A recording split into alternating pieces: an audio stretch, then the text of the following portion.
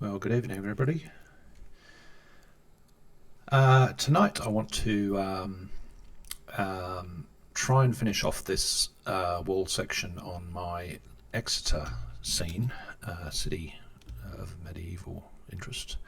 I've basically, over the last couple of streams, completed about 2/3 of the wall around the city, and tonight I really want to finish this northern side.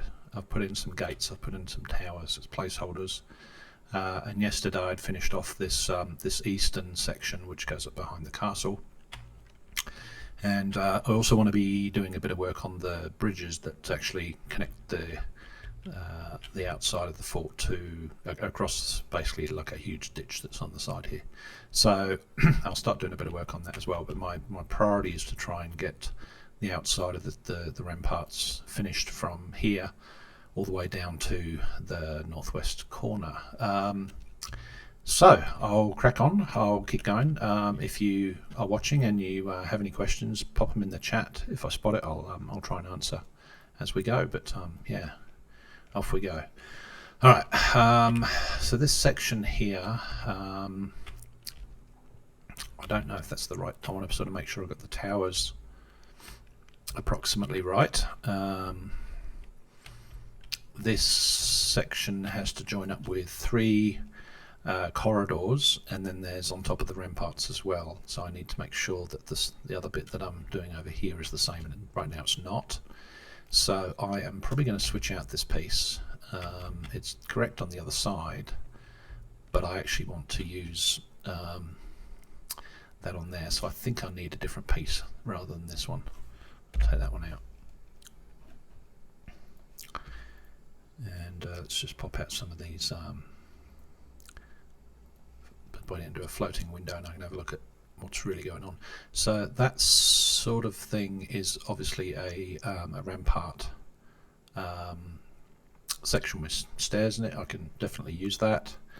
What I need is the tower part, but I want it sort of straight through, a little bit like that one, I think.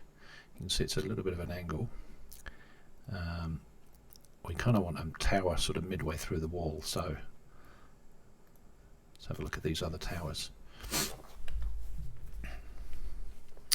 That will definitely be used inside the castle, inside the boundary, but it's not really for joining 2 walls, so I can't really use that one. Tower corner, there's a really tall one, I think I've used one of those already. Tower base. Okay, these are all the various sections that can be put together to make a custom tower. That actually is an end piece, so there's no doors on the other side of that. That one either. Pass through. Okay, that's got 1 gate going through and a staircase up to that middle level, but you don't think you can get onto the level above, so you can't get up to here from that one. That could be interesting to use though, just to make life a little bit more interesting for the player. Yeah, I think I might use that. Pass through 02. Okay, let's put that one in for the time being. I'll keep looking. Okay, got some roof sections, turrets,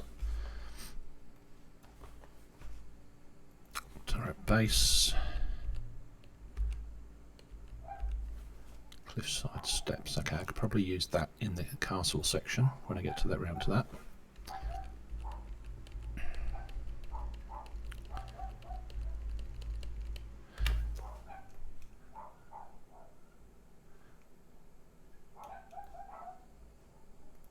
Turret 2 pass through. Okay, so that possibly might work. Now I think I'm going to go with what I've got. I'll work with this one. So it's got 3 openings on one side and a doorway at the top, so that would go in from the top of the ramparts, but on the other side there's only 1 doorway out. So basically, in order to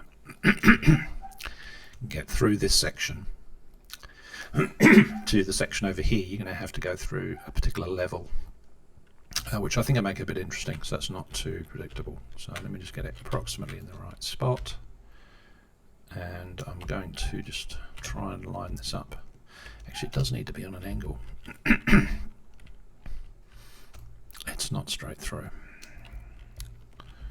Okay, so that one does need to turn the corner, which means I think one of these towers here actually is fine. So I'll put that one there. I think this guy's going to come out here somewhere.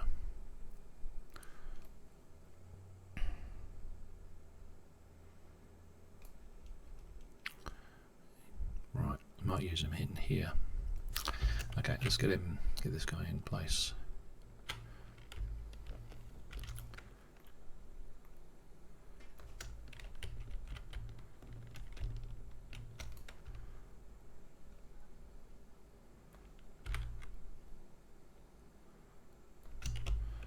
Okay, so it should be coming in from the wall section now. It's approximately right.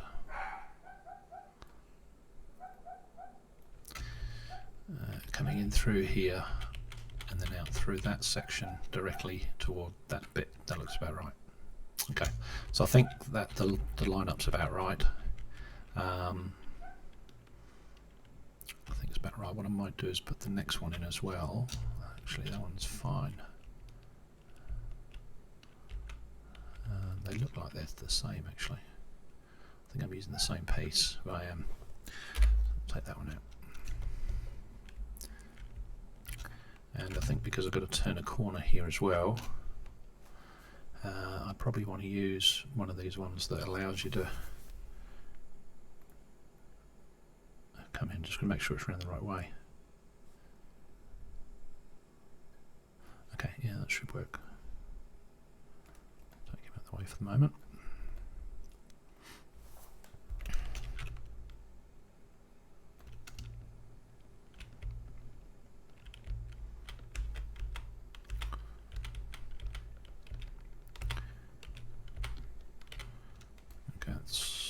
Almost right.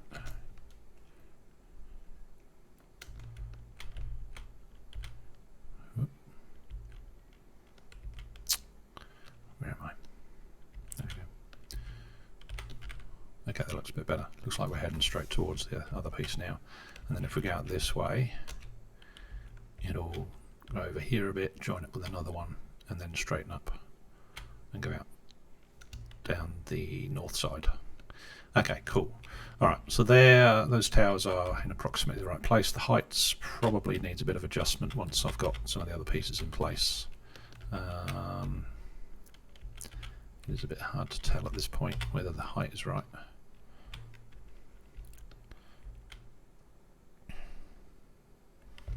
And of course I could adjust it. I do like the fact that it's quite high on this side. One of the photos that I've come up with, or one of the drawings that I've managed to find is a drawing. I don't think it was done in the 13th century, but it represents how the castle looked in the 13th century. And you can see there's these quite big towers, huge slope on here, and then obviously the bridge on the back of the castle, which will come out of here, go across here. And one of the other drawings that I found actually has this, so there's one of the towers. I've added a couple. I think I've added one or two more in here just to make it a bit more interesting. But out the back of this castle you can see it says the old drawbridge over the ditch. So there was actually a drawbridge over that, not just a bridge section over that. So that's interesting. So I'll see if I can build out a drawbridge once I get this bridge section in here. I'll probably extend out the footings and probably carve out some of this as well, build up some land underneath this to make it look a bit more realistic. It's probably in the right place, but the terrain needs a bit of playing around with now. So, alright, so there, I think that's probably, let's just go out a bit and see if it looks probably a little bit too high, this one I think.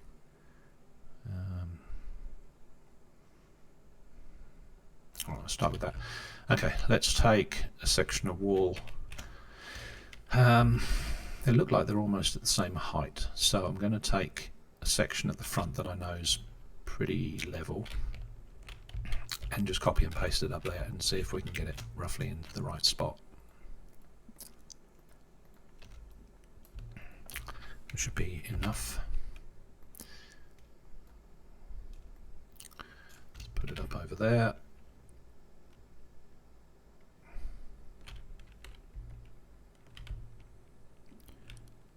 Okay.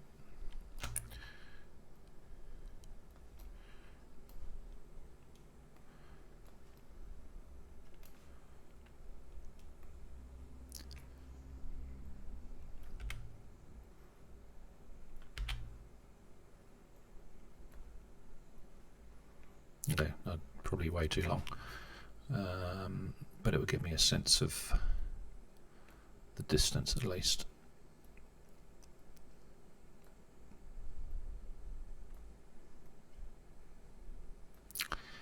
Okay, so I've probably taken 3 too many here.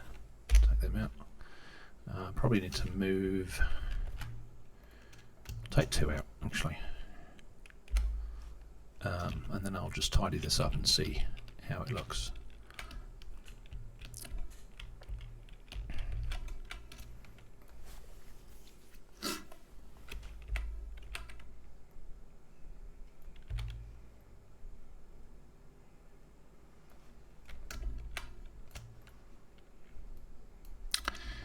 And these are, yeah, no, the bend's probably fine. I want this one though in here somewhere. And up, the height might be right. I just need to bring these ones in and rotate, I think. A little bit of curvature, but not quite as much as that.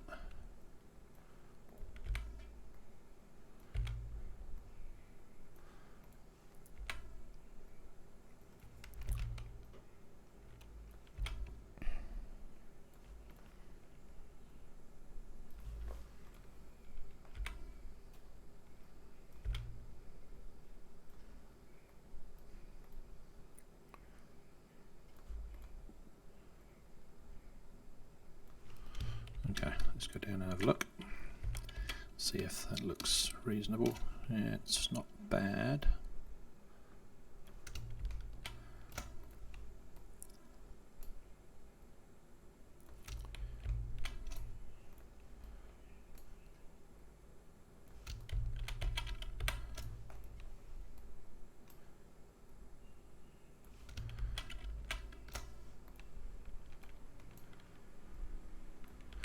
I think I'm going to turn that one a bit more as well.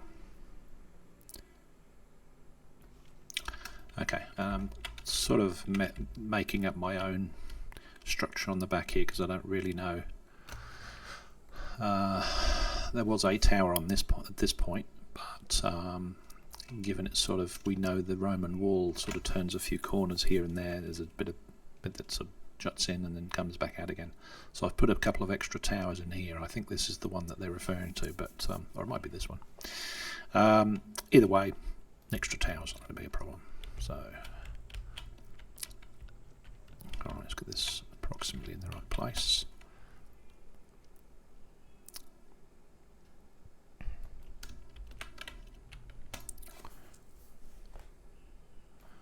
That looks pretty good. Certainly the flat sections are a lot easier to do. Alright.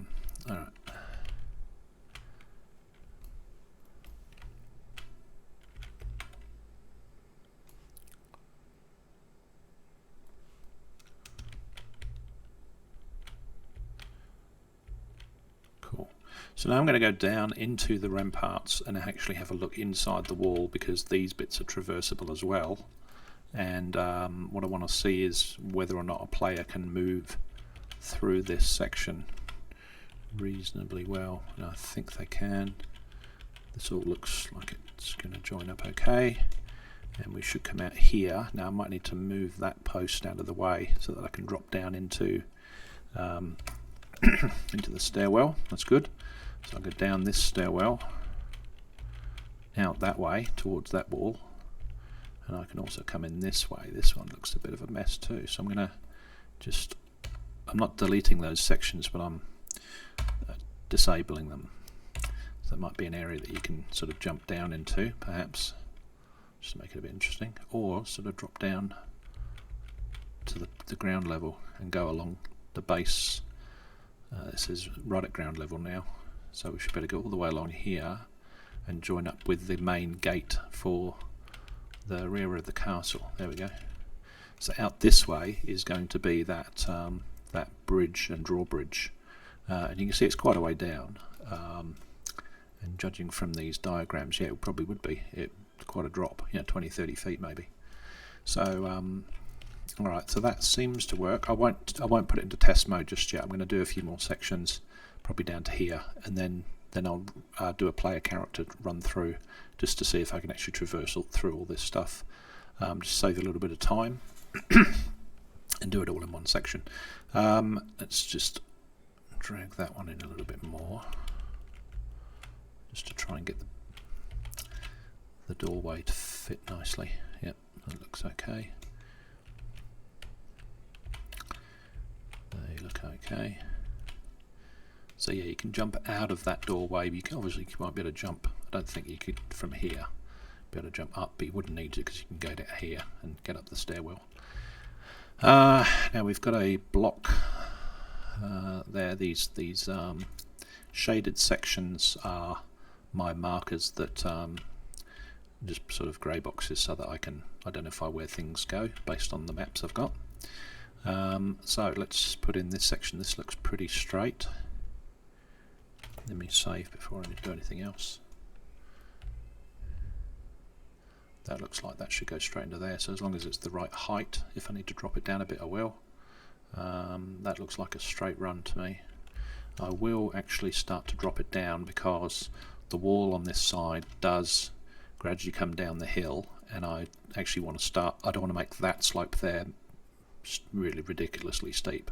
So if I can bring down this gradually to there, then there's a lot less slope to try and worry about for this stuff, so it's nice and gradual all the way down the hill. So that's the plan for that. I'm going to take out this section because I don't need it now, and that hopefully will work. And that's actually almost ground level there, so that should be about right on the inside. We shall make it a little bit more just to try and cover that distance. So it will be fairly steep from there to there, I think, but that'll make it easier for these sections, and then I can kind of shuffle some of these up. I think this section in here is tricky, having modelled this before, this angle here and back out again. I think last time I made it way too steep, and that you couldn't really, you had to have steps up in order to get up this bit, rather than just a gradual slope. So alright, so that's looking good. That copy worked quite well, so I'm going to do that again, and this is probably too many, but doesn't matter. Copy them out.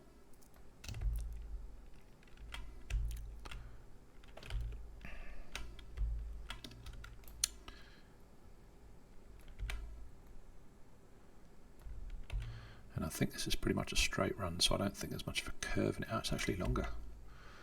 Okay, alright, well, I'll need another one of them. That should be just about right. Okay, so I'll go above it. And I'm pretty sure we're sort of coming out from here. Look over the top. Yep, okay, so that the whole thing needs to rotate. And basically it goes straight up. So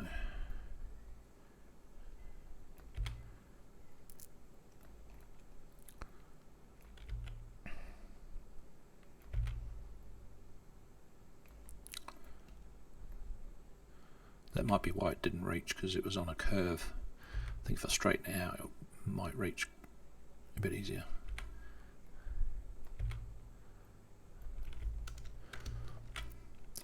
It's a little bit off. I'm just going to do it very approximately, just get in the ballpark. No, I'm still going to need another one anyway.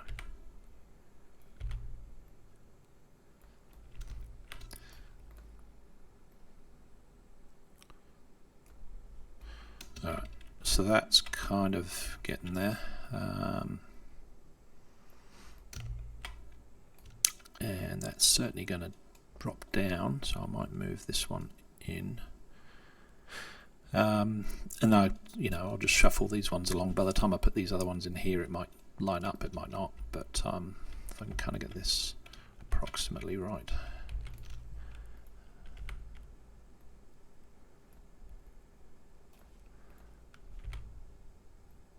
So what I'm doing with the keys here, I'm just selecting the whole of this prefab. This is a nested prefab. So this prefab is made up of lots and lots of prefabs. Each wall section there that you pull away is actually made up of, foundations and levels of detail parts as well. So it's a nested prefab. Quite a lot of pieces in this one. And what I'm doing is literally selecting the whole prefab. If I click again in there, I'm going to get one particular level of detail item, so one particular mesh in there. But yeah, I'm picking up the whole prefab, and then basically I'm using W to move into the translation. So W gives you the translation between X, Y, and Z, and E gives you the rotation, and then R gives you the scale. So you can scale it in different directions as well. I tend not to use scale on these because I'm trying to keep them all to scale, but I'm certainly using W and E to rotate and translate, to move them around basically. So after a while you do get used to the controls. It's a bit difficult when you are switching between Unity and Blender actually, because I think the X, Y, and Z, I think the Y and Z are actually reversed in Blender or Unity. I can't remember which one's the most unnatural one, but one of them is different to the other, and they which one of these, I think that might be X. I think that might be X, yeah. And then blue, I think so blue is Z, and then Y is up and down. But in Blender, I think Z is up and X and Y are on the flat plane, so it's different. And if you're switching between the tools constantly, it can get quite because you get into a work pattern where you're doing lots of the same thing, and then suddenly you switch tools, and the keystrokes that you've been putting in don't do what you're expecting. And then of course you get used to the other tool, and then you come back and it's all different again. So that's been my week, because I was doing a lot of work in Blender early in the week on the Tintagel scene that I'm modelling. It's not ready to bring into Unity just yet, but it's getting there. Alright, so I think they're approximately right. I think what I want to do is just get any gaps sorted out. So let's just go in a bit closer and see if we can remove any of these gaps. It's pretty much flat at the moment. There's a little bit of overlap between the two meshes, not really a problem. They don't have to line up perfectly. Just, the player's not necessarily going to notice those things unless they're really studying it. That one actually looks like, yeah, that's right. And I think by correcting some of these we're getting a little bit more distance, so there's a fair bit of overlap now, so I might be able to push them out a bit more. Yeah, so it's certainly shuffling them along a little bit.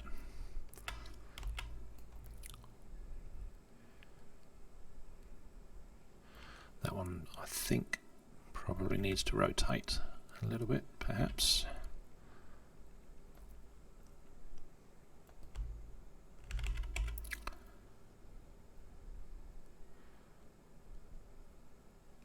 And I'm looking at the top here, and I'm looking at the bottom in case one part is, if it's been rotated, then you might find this is intersecting and this has got a gap.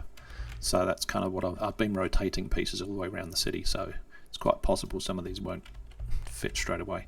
And you can see that's now shuffled into this piece, so I need to move this one along, and then I'll try and line them up, and then I'll try and drop them down to the right height. and then we should be good.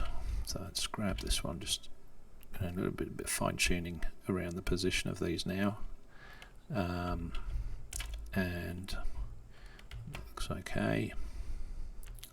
Not too worried about the base because I can always add more ground underneath, and I can add more rocks and stuff on the outside, so that's fine. I don't worry about the fact it's hovering.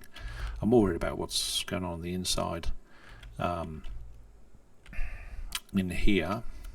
So I'm going to be adding these sections here. Either that or bringing up the terrain to this side. I'll see. I'll see. If terrain is probably a bit easier to do than it is with these prefabs, I might end up removing these sections altogether if they're not going to be seen. Alright, let's have a look inside the wall, just to see how traversable that is. I'm going to go inside the tower here, down and then across, and just see if I can get how it looks. And one of the problems with this city is going to be moving through the whole city is going to look very much the same inside the city walls because they're the same type of model. So I'm going to need to do something different to illustrate to the user that they're actually, or the player, that they're actually in a different section of the city. So I might make one section slightly different colour, or slightly different material on the walls, different lighting or something like that. Okay, that's pretty much it. Comes out there, and it's just the height now that we're going to get right. So I do want this tower to be, yeah, I think that's probably about right. So it's now going to be just a question of bringing down this one. Let's see if I can get it to line up on the top, and then go from there.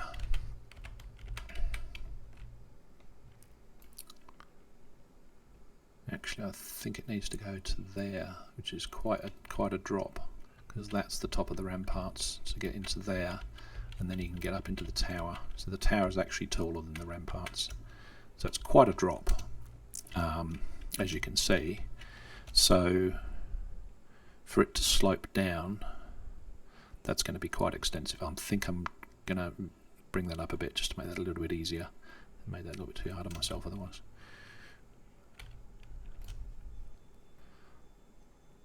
Bit of trial and error. Might need to redo this again.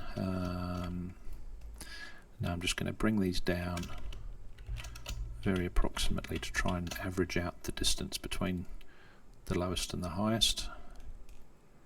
See if I can sort of slope them a bit, and then I'll rotate them to get rid of the steps and to actually then have them flow. Okay, that looks about right. Okay, so I'll just walk through this bit. Yep, it steps down, but we wind up at the lower level. And if we go back this way, you can see that walking up this piece will either require jumping, or if I get it right, I will be able to just slope these very slightly, and they kind of close that gap.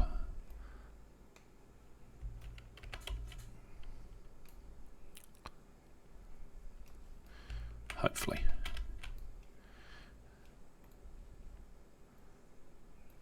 It's a sort of 1 or 2 degree change, and it just makes quite a bit of difference when you're running through the ramparts, not to have to jump. You just kind of run up the gap, and it doesn't cause a problem. Okay, so that looks like it's actually rotated outwards as well, so that doesn't look very good. Okay.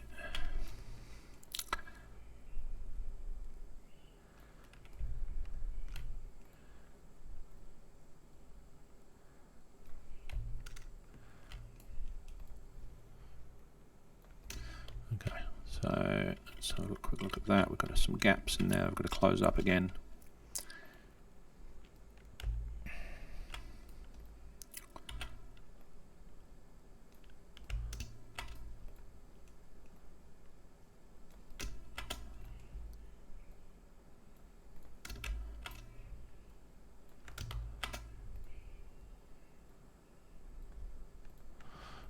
I'm going to rotate even more just to try and bring up this edge and then bring down the matching edge on the other side. Hopefully that'll allow this change in height to be less noticeable. Worst case scenario, I can put stairs in to change the level, but I want to sort of reserve the stairs for something else. Okay, so that's almost there.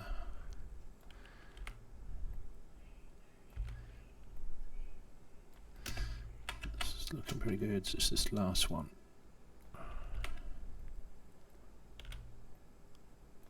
Okay, I think that's pretty close. Okay, so look in here.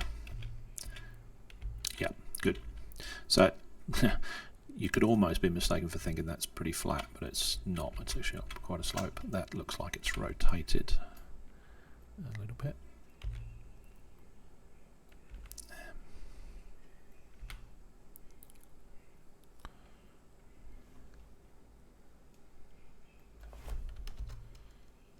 Okay, that's 2 degrees, so nearly 3 degrees slope down.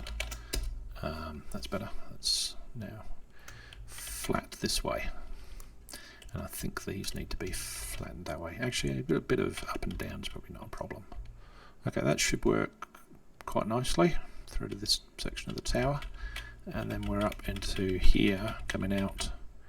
The angle's a bit off, but we'll join that one to this one, again dropping down a bit of height, maybe with a staircase or something, and then coming out of this one. I need to change that tower, it's not going to be right, so that's not going to work. Let's take that one out. I could possibly use this one.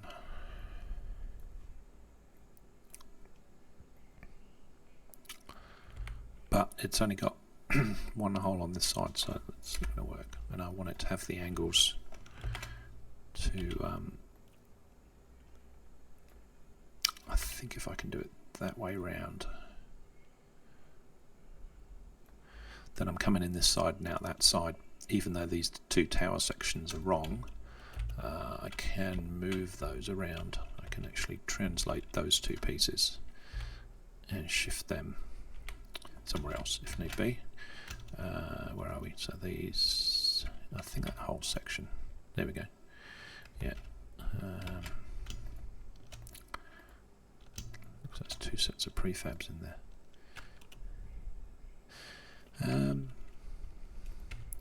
Do I even need to? Just leave it like that. Get rid of those 2 bits there. No, you need those bits. Okay. Undo, undo, undo. Alright, so we've got a fairly short section between these 2 sections of wall. I'll just get rid of this piece, don't need that anymore. We've got this section here and this section here. What is that? What is that thing there? So something's protected, I can't click it.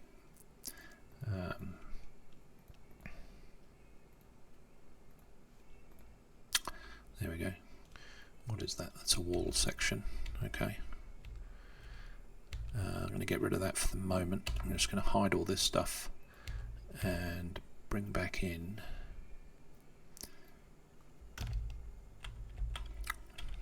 this level and see if I can get across there. It's almost right.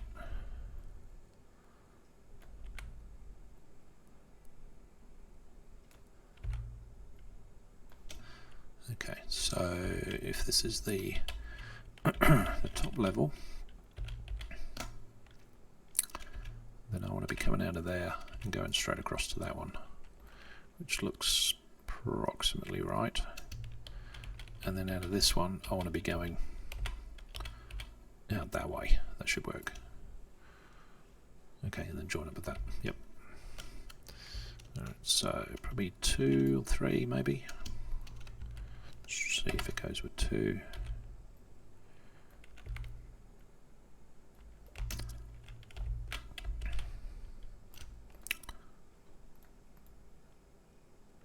Actually, I'll make them the same.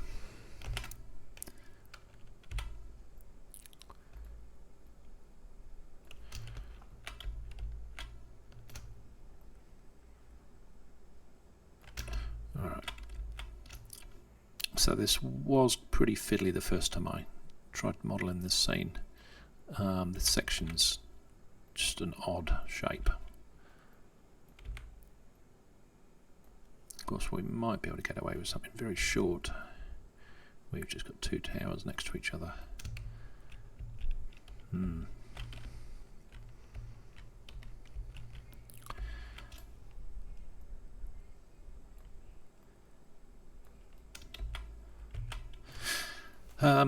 Let's see if we make it work with two, because I can slightly change the angle while I'm at it, which might make it a bit more interesting. That's a little bit too much of an angle.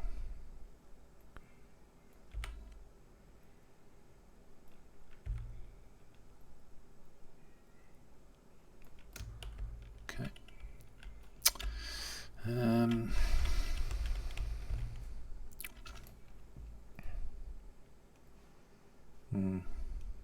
I think that should work there. And then this pathway is just on the inside of the wall, so I'll probably just shuffle that across a bit.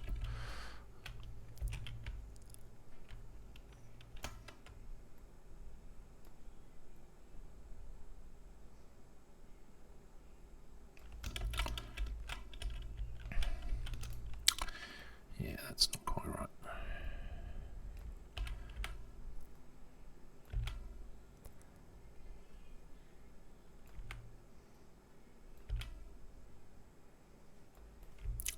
See how that looks inside the wall, because of course you've got to be able to traverse it inside. And that is turning a corner while we're at it. That looks okay. I think that'll work. Looks like it's on an angle. It is.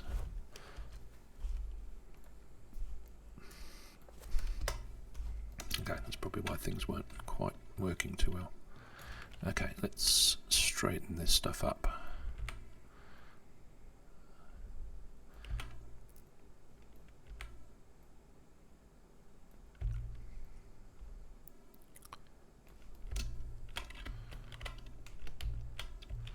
Okay, got a gap there, so we want to close in that gap.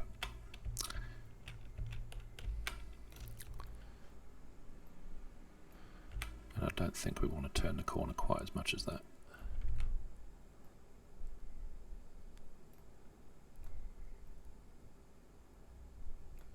Okay, that should be more doable.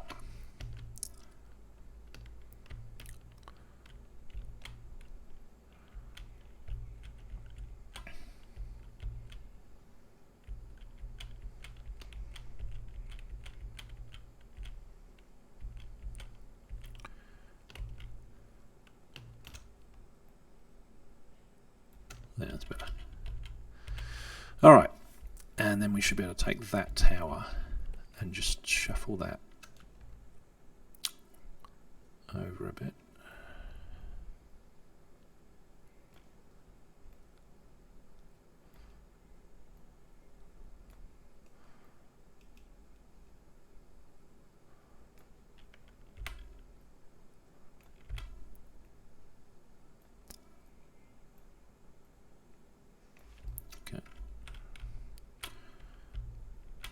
Yeah, that's good. I think that'll work pretty well. Okay, that looks good. Should be able to go all the way through here, and then to the next section. A bit of ground popping through, or rocks or something, which makes it interesting. A bit of ground popping through. That's good. Cool.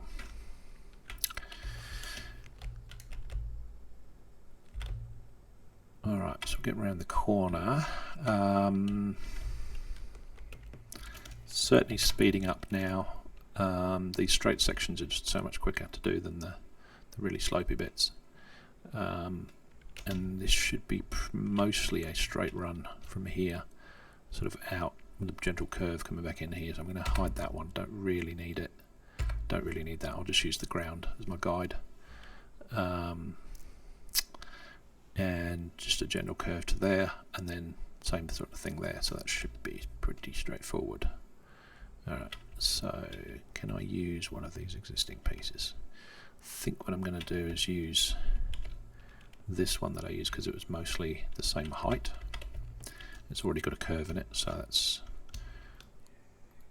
a freebie. So I'm probably going to need more than this. I paste it in twice maybe. Oop.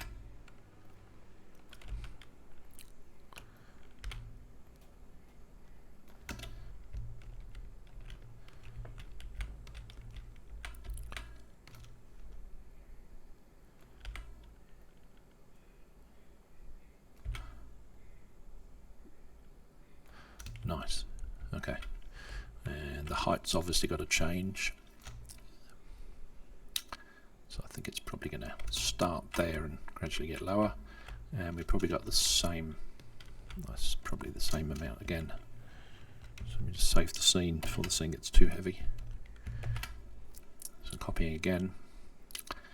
And I'll just plonk them inside because I'm going to drag them into position. This is the north gate, and I need that to stay where it is, and then I'll just delete the bits I don't need.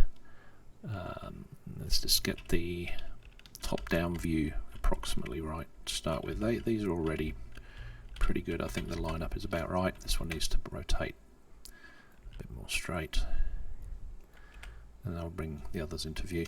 Actually, I think what I want to do is make sure that these haven't got any tilt on them, because I think we were getting tilt before, which is rotation on the X. No, that's not what I want to do. I want to do them individually, I think. There we go. Yeah, so there's a bit of tilt. I don't know how that happened. It might have been when I had a group of them and I've rotated a block and it's kind of tilted them individually, but generally the walls want to be vertically up, not leaning over. There's probably some other sections in the wall where I've accidentally done this, which will just throw out the joins, I think.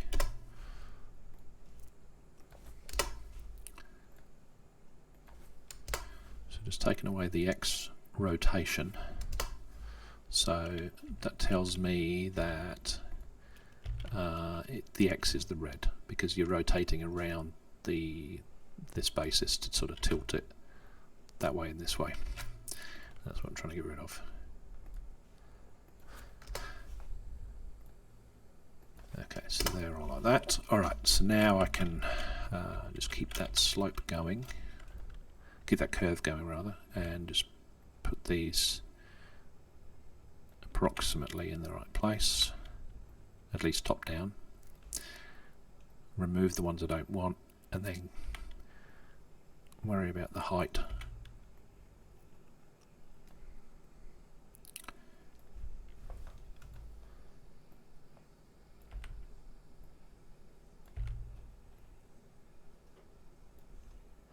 Okay, maybe one more.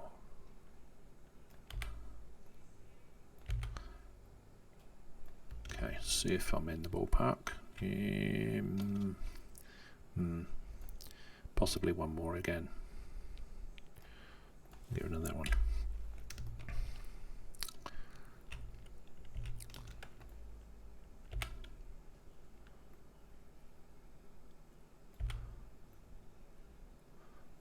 So that one wants to be at that angle, so I'm just going to slightly curve them in now to try and bring them into line.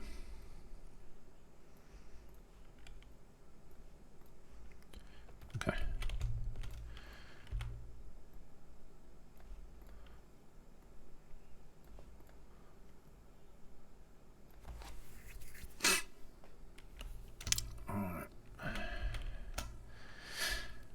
One can actually come out a bit too. There should be more sort of in the middle. Should have started with that and got that lined up to start with.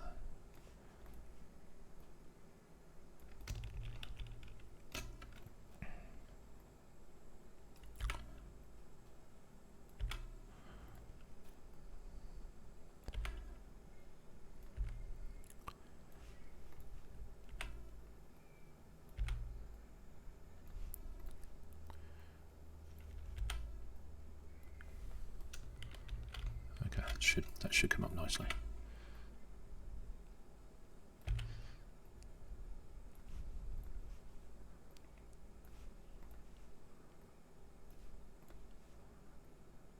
Cool.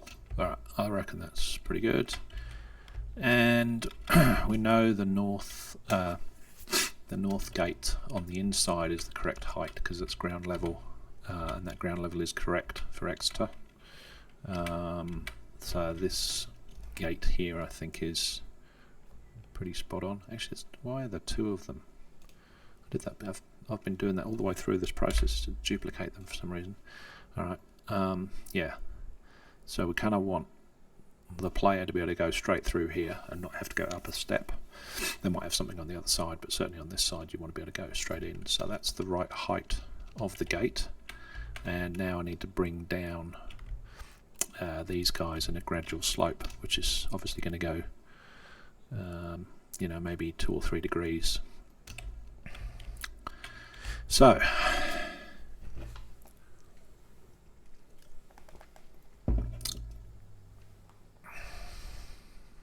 it actually looks like it's going quite a way under the ground, so I think this part of the yeah, it's quite a steep part of the hill.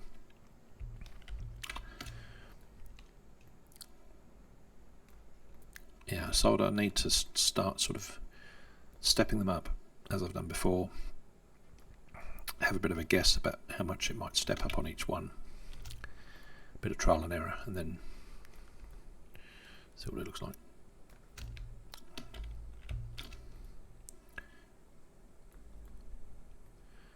It's actually turned out a lot better this time around than the previous time I did about 9 months ago when I first started modelling this scene, and I wasn't quite as careful, and I had all sorts of issues with things not lining up. This looks like it'll work a bit better now that I know I can use the rotation to fix up things. So yeah, you can see what I mean there about the steps. So if you were trying to run up the outside of the ramparts, you're going to have to jump up some of these. So what I want to do is slope some of them, but where it's a massive slope, a ridiculous slope, like the whole wall is going to be on a 45 angle, then I will put in a staircase in order to get up and down this segment. So I think that's what I might do, because this is one of the steepest sections. So I think the easiest thing to do, I've also got to think about what I'm doing inside the wall, because they are traversable as well, and if you're inside the wall you're going to have these huge drops or things that just don't line up properly, as you can see.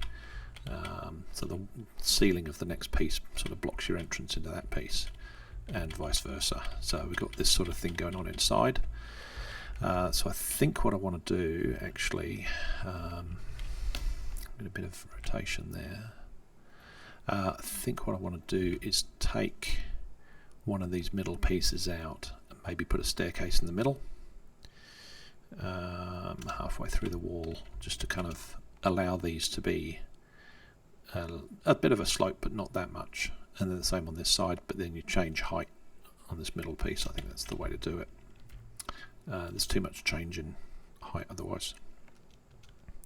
I think down here you've got such a distance to cover, it can be done gradually, but this is a bit harder. So let's see if I can find something to replace this piece with, and then I'll get the height right, and then I can fiddle with the other one. So we want something that's got stairs inside it. That one does. Failing that, we could use possibly one of this. No, no, no, no. Turret towers. Okay, I think it might be one of these ones.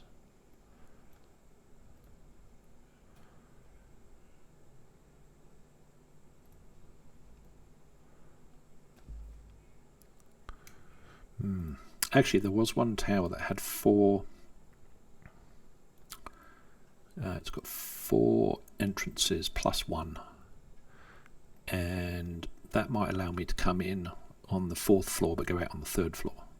and block off the entrance on one side. So I need to find that piece. I think it might have been one of these. It's definitely a tower. Let me jump that out so it's a bit easier to see.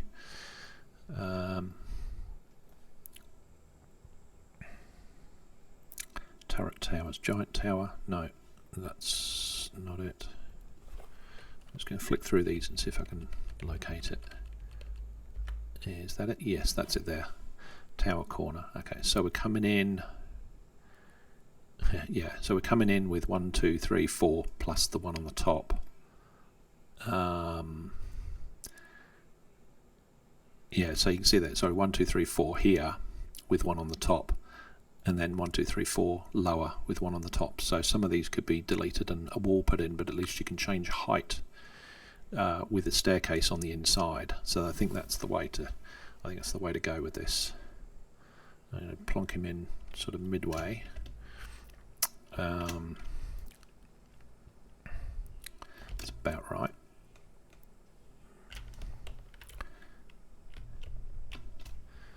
Take him out and see if we can jangle this around a bit. Now of course we've got to be on the right side to do this.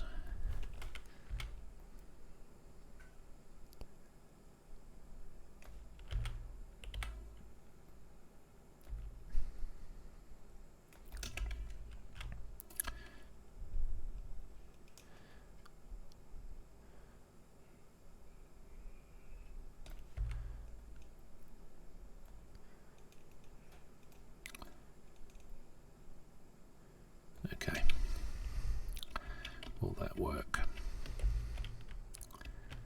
So in theory we wouldn't use this tower piece, we wouldn't use this exit, we'd use this one and come out at a different height. That's the plan anyway. Let's just see how that works. We've still got some pretty steep sections here. So with that we'd block that off and we come down the stairs and go out at this level. Yeah, it's still going to be some stairs, I think, which is going to be a problem. Less of a problem on top of the ramparts, more of a problem inside, where there's not a lot of space anyway. So, okay. Let me see what I can do with the angle of these. I know I can get about 4 degrees, possibly out of them. So, is the other one? Yeah. 3. Let's see if we can get them all to 4 degrees. It's a bit of a slope.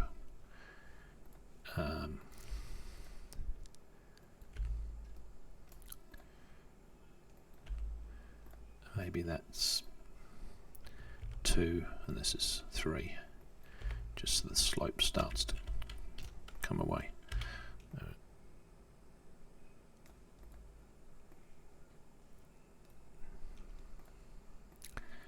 Yeah, so I'm starting to bring the height back up again, which could be a problem by the time I get down to a lower level. It's quite a bit away off the ground.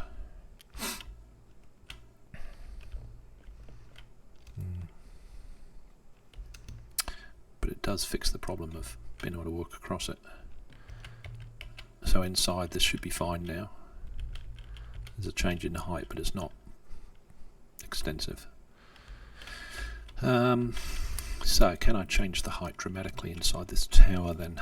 So the tower is going to be, I wonder if I can get in on that level and then come out 2 levels lower.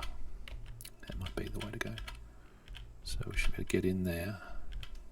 That's a window, so that's fine. Come out this side.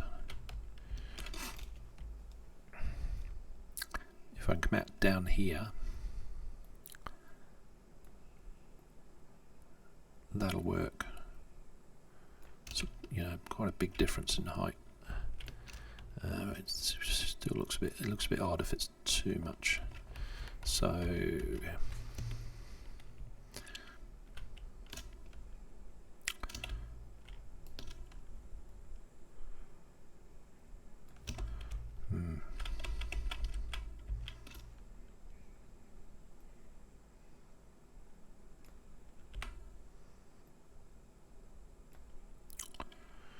Right, I can delete that bit there, that staircase, if I need to, although it's possible I may use that as it is.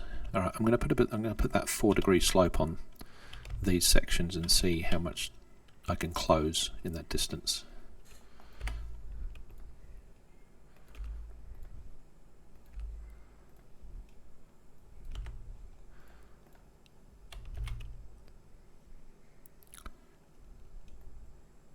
I have to bring things up, that's just the only way about it.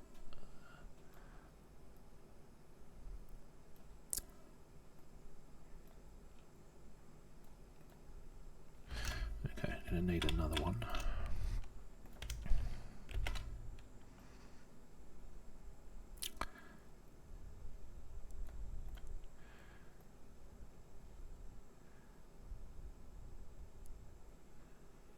And yeah, what I may end up doing, not so much a problem on the outside because they did have a ditch on the outside of Exeter here, so you know I can mess around with the terrain on this side. On the inside I may have to bring that terrain up a little bit just to this level, then don't want to mess with it too much, but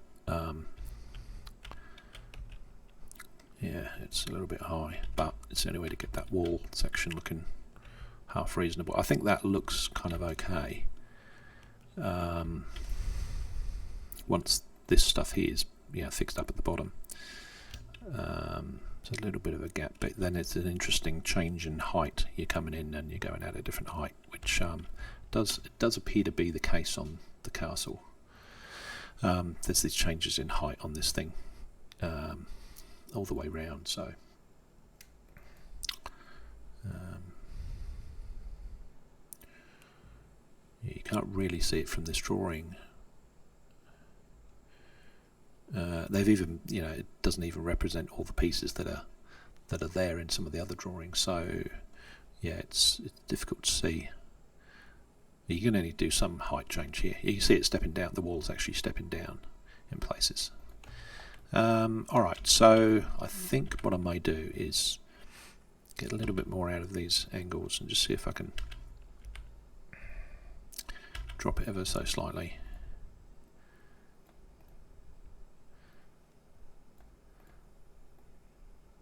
It's about 1 kilometre from one side of the city to the other, so we're probably talking, what's the height change?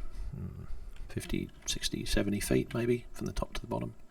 So we just got to average that out as the wall gets closer and closer to the west side. Alright, so that's pretty good. That's pretty good. Okay, so we go in there, we can now drop this tower down.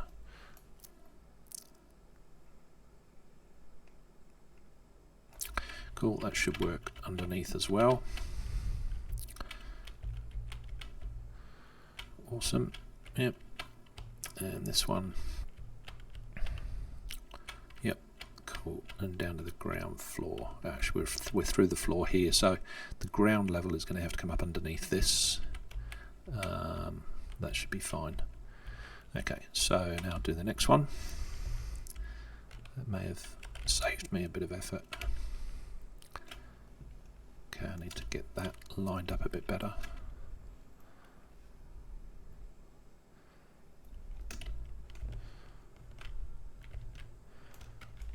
I think what I may do is step that out on this angle.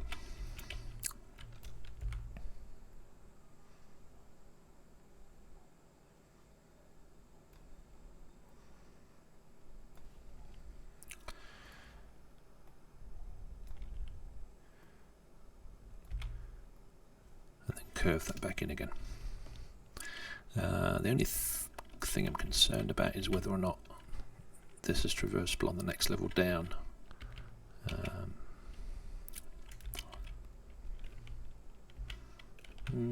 That should be okay. Yeah, that should be fine. Okay. Alright, so let's get this looking okay from the top.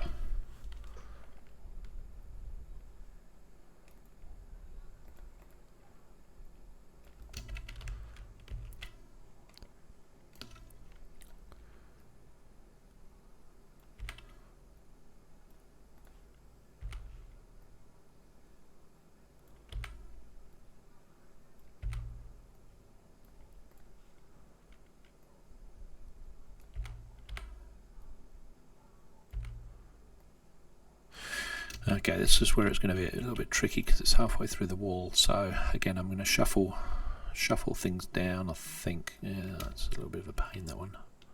It's half a wall. Yeah, I'm going to shuffle it that way.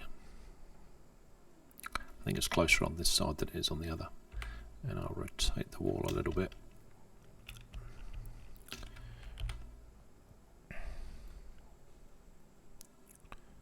Okay, looks approximately right. And I've got the, okay, that should be able to take that slope down. Much better now.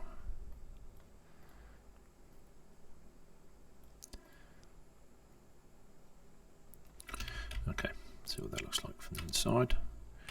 That's better. Okay, that could be a problem there, yes. So we've got a fair bit of intersecting geometry. A little bit of rotation might sort that out. See what it looks like inside. That should work. That should work if I can get rid of... Actually, that one's fine. That can be boxed off. That should be traversable in there. Cool. Alright, I think it's time for a quick play before I just do that last section. Because that should be pretty straightforward, but I just want to make sure that we've done sort of these 4 sections here. I just want to make sure that I can get through them in play mode with the Gaia controller.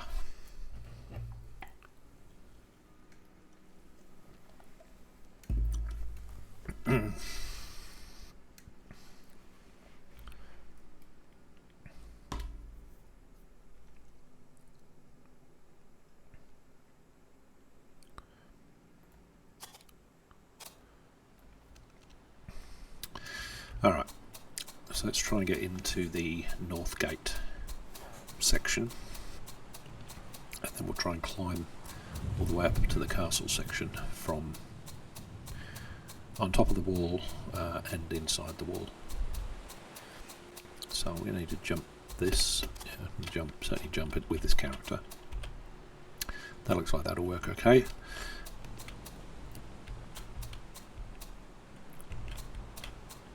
Alright, so I'm now going into that sloped section. That looks like that's working fine. I'm into one of those towers. I'm going to go up a level if I can. Okay, that looks like a jump down. If I can, no, it's going to need a bit of fiddling to get out of there. Yeah, I'll go up a level. Okay, cool. I can get. Whoop! There's a bit of a drop there. I can still get through.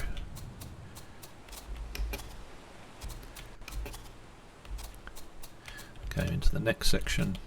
I think this is this short section where there's only 2 blocks. I'm going to go up again and hopefully come out on the top of the ramparts. There we go.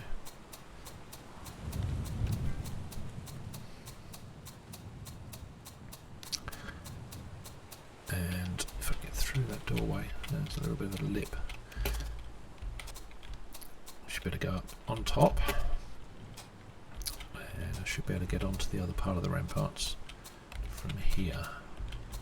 There we go, cool. And this takes me through to the castle gate section. So that seemed to work pretty well. There's a few areas there where it's a little bit clunky, a little bit janky, but not bad. And it's obviously I need to test this with the real player controller. I don't know what the dimensions of the capsule collider are for this player, but it may be different to what I've got for my actual players. So I'm not going to be too worried about fine-tuning it at the moment. Just get in the ballpark. I'm just going to see if I can get through the whole... Actually, I'll go down to the ground level and we'll see what happens with the ground. If I can get down there. Oh, I'm running along on a ledge. There we go. So we've got the ground level coming through, which looks quite interesting. Quite a neat effect. I suspect I'm going to get stuck here somewhere. Okay, that doesn't look brilliant, but okay. Here's that short section. That looks like I can get up without a problem. No, this is working fine at this point. There's a change in height, obviously. And down again. This is that one where I'm coming in at one level and going out at the next. So I should better go down, and that's where I can fall out that way, so I need to block off that exit so you can't get through there. But I can go down again, so I'm dropping down levels again and again. And I should now be coming out at the north gate. Awesome. Awesome.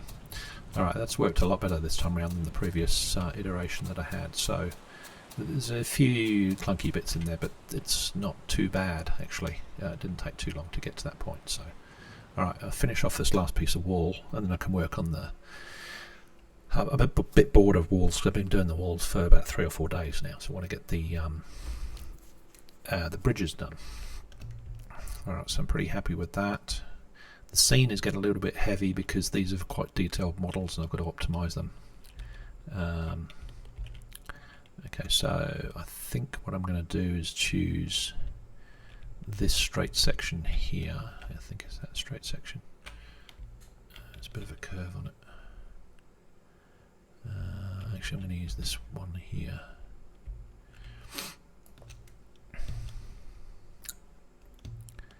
Because it curves in the right angle, goes the right direction. Okay, plonk him over there.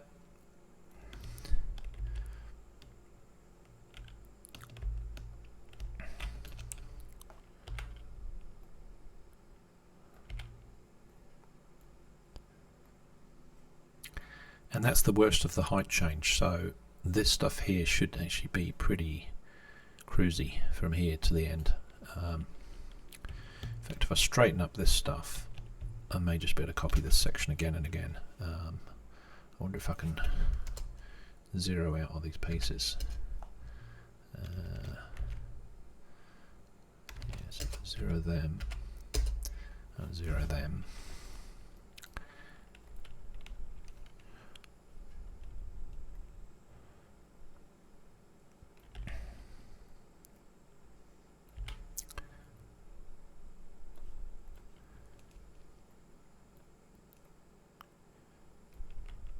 I mean, the straight sections work well, they've plugged together nicely, but it looks a bit boring. So I think it is a bit more interesting when there's curves and twists and changes in height and stairwells and things in it. So I don't mind that it's a bit, it looks a bit random.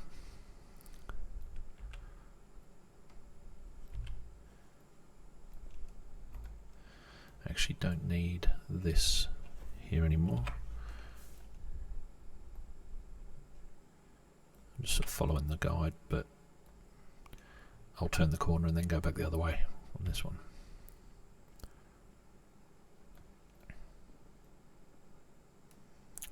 Just like that and that.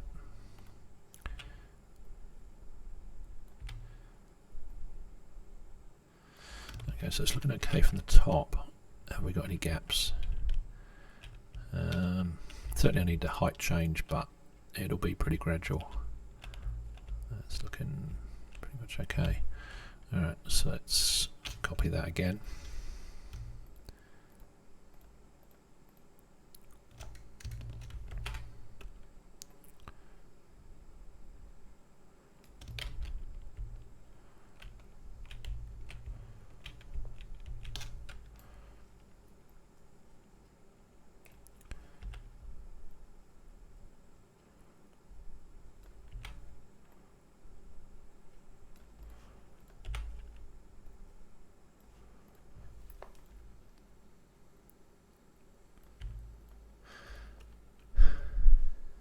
Make that one so I can't select it.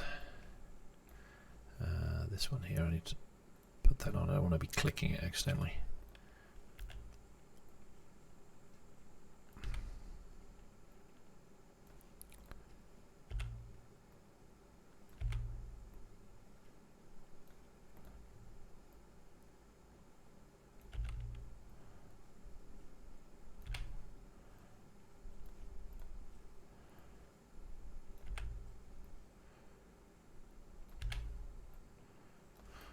Okay, I think that's looking okay.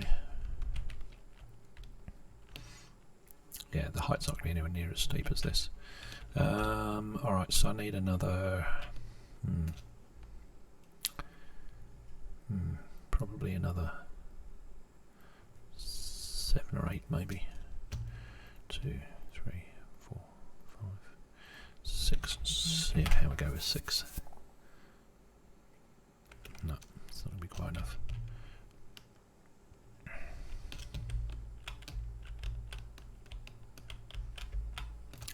Okay, now I can get rid of this piece, assuming I can select the damn thing.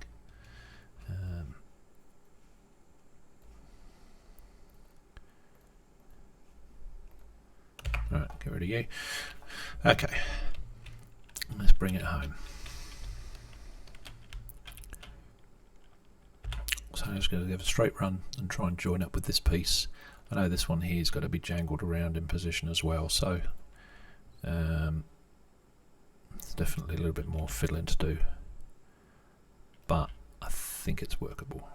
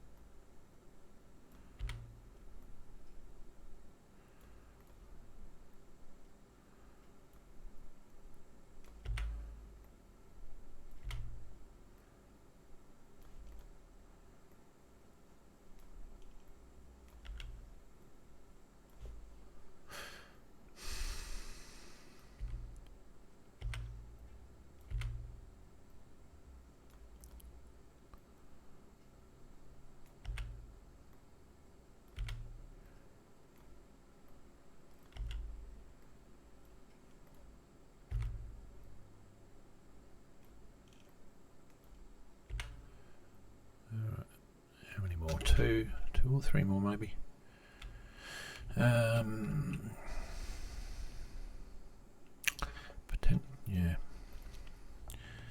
Potentially even only one more, depending on how much overlap there is with this stuff.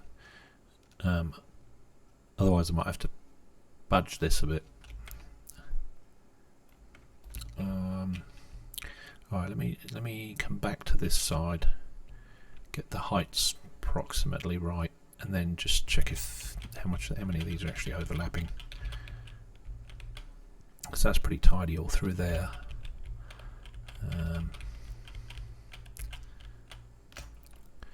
Don't think we need anywhere near this much slope. Let's have a look.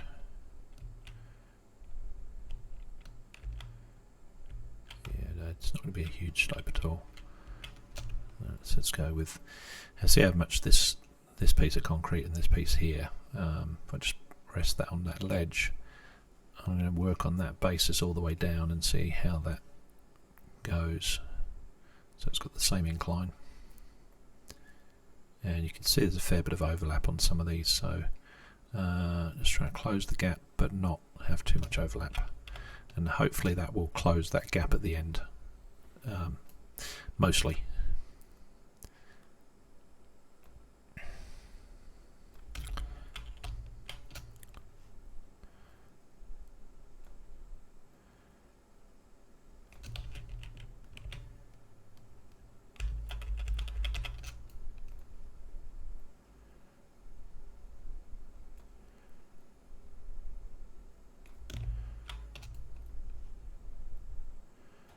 Glad to get this scene done. There's a lot more to put in this scene, but the city walls are a big part of it. The rest is really getting into the points of interest, the locations for the blacksmith and the the NPCs, the castle. I want to get started on the castle, and there's a lot of the dungeons and catacombs and things that will come in underneath the city as well. So now that I've got the outside boundary done, I can work on either the inside or the outside of the city, and of course it's a different thing. So rather than just doing hundreds and hundreds of wall sections, I can actually start just building around it, make it a bit more interesting. Yeah, this is definitely closing up the gap.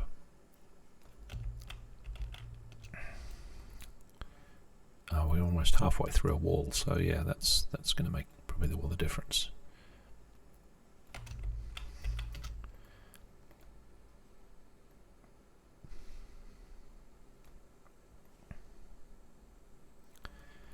And I'm probably being a little bit extreme on the wall, actually. I think I'm going to shuffle these down.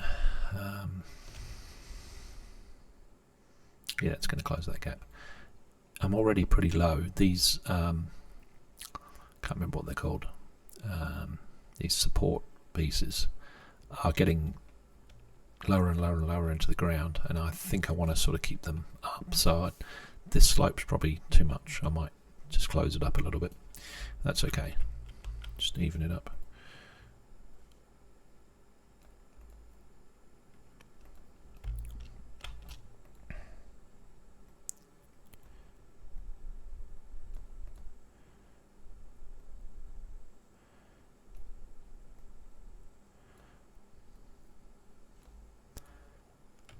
I don't think we need that one at all. Oh, maybe we do. Maybe we do. Maybe we do. Maybe we do. Yeah, it's definitely the wrong height. It should be coming in around that height. So I'm going to fiddle with that in a second. Let me see if I can get this position fixed up on this corner first. So I'm going to jangle that northwestern corner out so it matches up with this, and then bring the other wall in to match it. I think that's the only way to do it.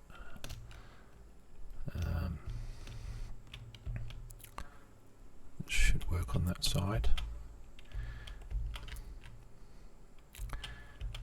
Looks about right from there.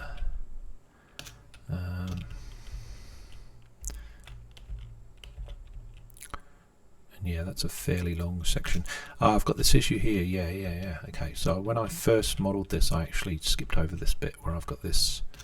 It's a straight section, but I've got an angled piece in here that's supposed to have, you know, like a 30-degree angle coming in between the two. So I may end up swapping out this. This is the Albatross Tower. I do want a tall tower in here, but it may not be this one. So I think the wall sections are pretty much okay. I just need to line them up with this a little bit better. So let's take these. I'm just going to shuffle them out and see if I can just jangle them into position. Oop.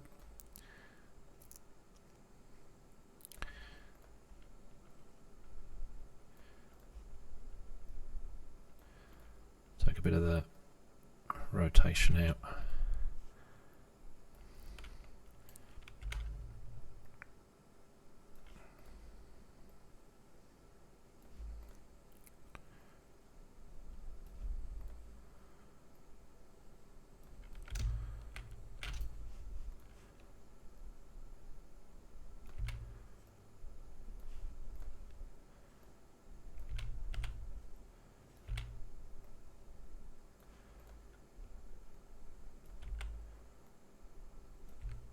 That looks pretty cool. Okay, so I'm going straight into that tower. That can be probably brought that way a little bit. I'll need to test the navigation through this, but I think if the height's coming in and going out at the same height, it's not going to be a problem, as long as I've got the angle approximately right. And that looks kind of workable, I guess. Whoop. Let's get this piece, the height right on the inside. So I'm coming in here, up the stairs and out, going out that way. That looks good. Okay, that should work. And then all I need to do is just bring these up again. Obviously that was far too much of a slope. Didn't need it at all. It was mostly flat actually.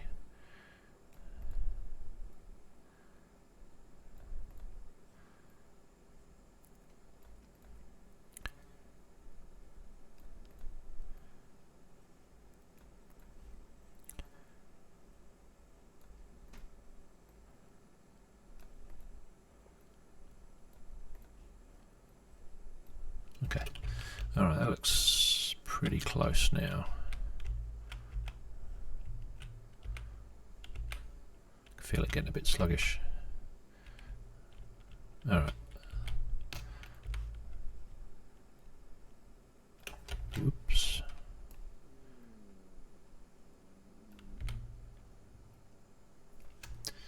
Okay, let's do a quick walk across here. There's a couple that need rotating a little bit more.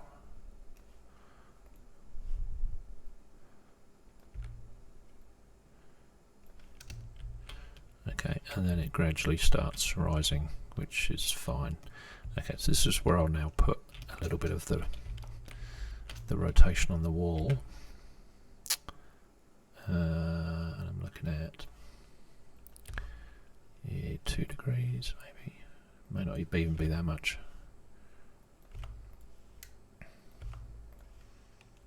Let's make that 1.5. 1.5. 1. 1.5. Okay, so that should be barely noticeable. A little bit of a slope, but it should be able to walk up that without too many problems. So that's about 3 degrees on that one.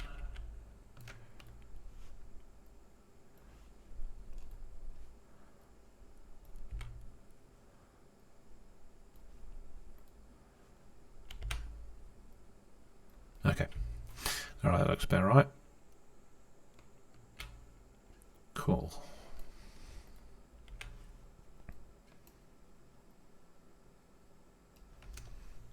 Alright, time for a quick play test, I think. If that kind of works, then I am pretty comfortable to just do something with this tower, this Albatross Tower, to fix up that massive gap in it. And then I think the outside of the walls is done for now, the ramparts. So what am I going to do here? Now, so the issue is it's coming in on this angle and going out on this angle. Or is it coming out on that face? It's coming out on that face. There's not really any easy way to do that without having this piece come out on this angle.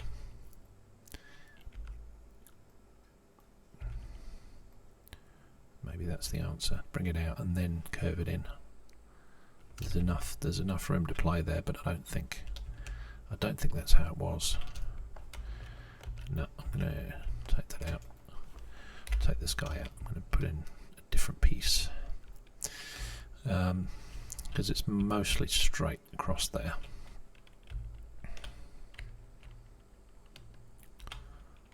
Probably even take out the height change. Alright, so let's grab one of those other ones.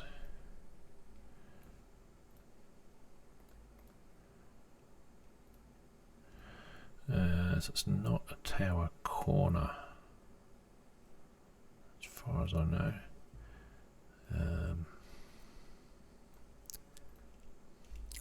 Sorry, I'll pop that out so you can see it while I'm browsing it. So that doesn't have the exit on the other side, so I need it to be turret pass through, maybe that one. That could work.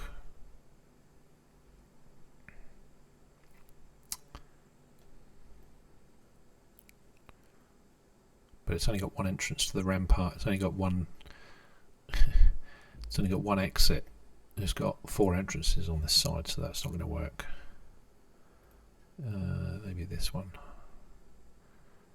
But then that's not really. That will work to a degree.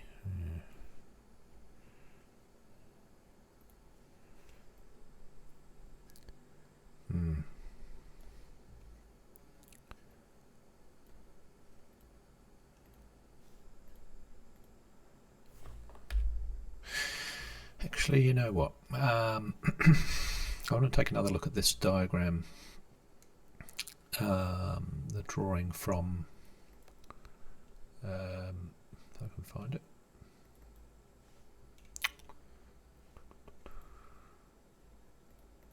What have I done with it?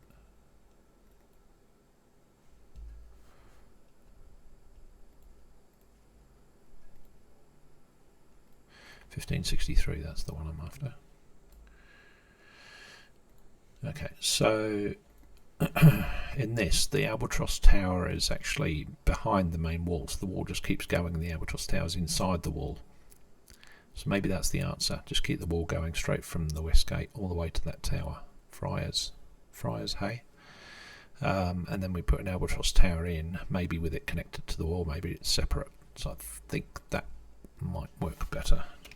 Just join these walls up somehow. Which means I could have a nice fancy tower inside there. It could be one of these really tall ones.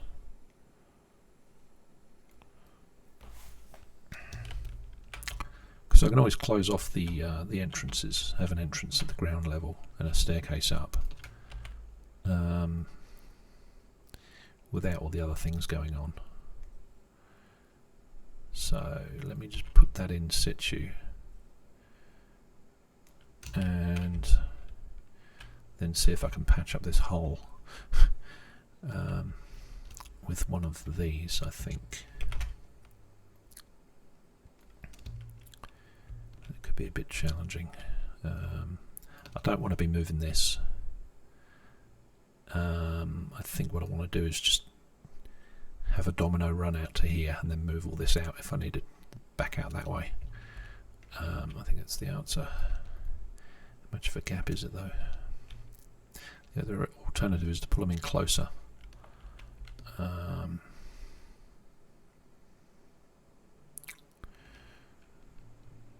it's not a huge gap.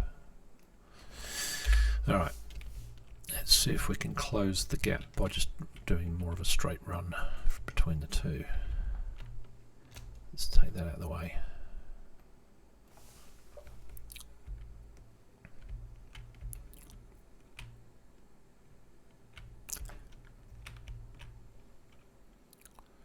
Okay, I think that could work. All right, a little bit of rotation to start with.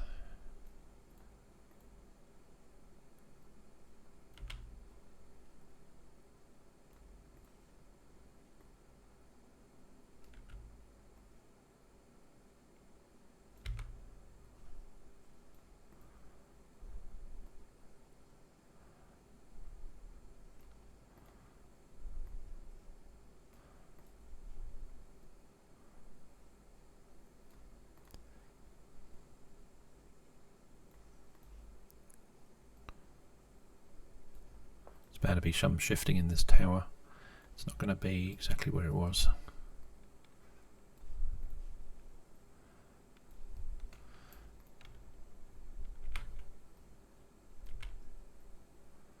Okay, hopefully that's approximated it. Alright,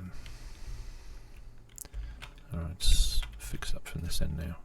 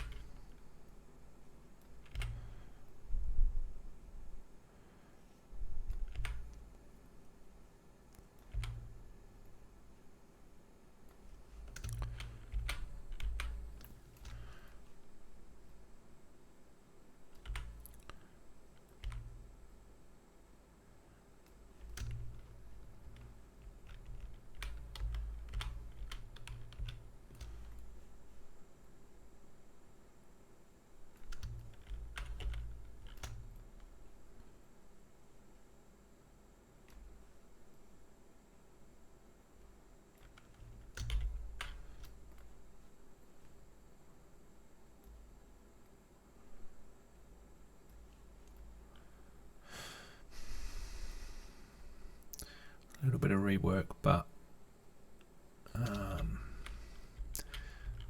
think this is going to be a better model. Whoop.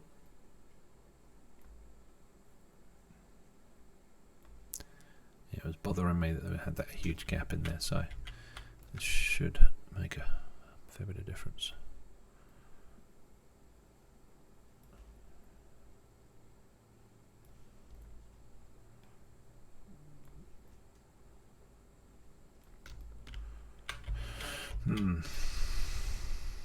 So if you get it's a bit hard to see sometimes if there's actually a gap there.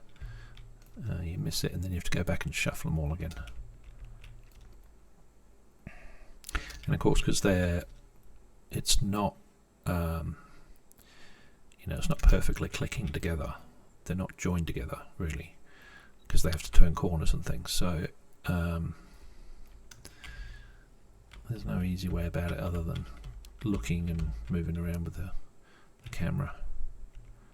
Okay, I think that's getting there. Straighten that one up a bit. Okay, yeah, it probably does need another one in there after all this.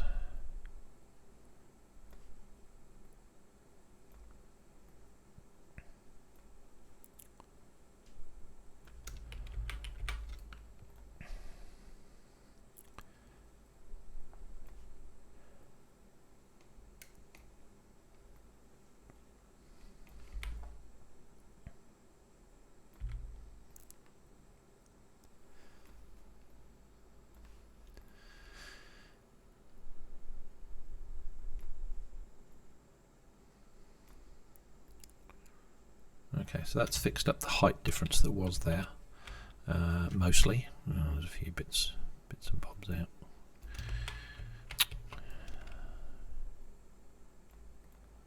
What's happened with that one?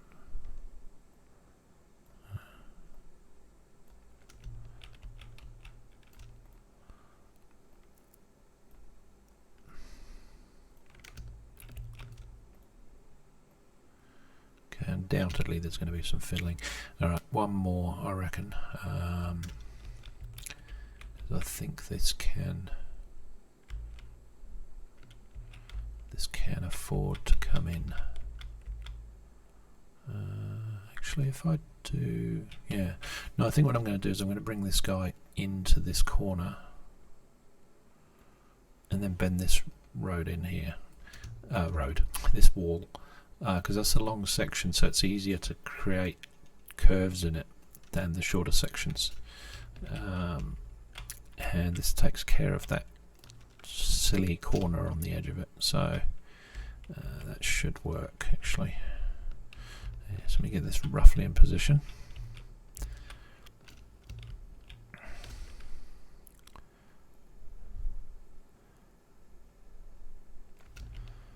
So what that looks like from the outside. There's a gap, so I need to close that gap out. And I think the height is a bit off too.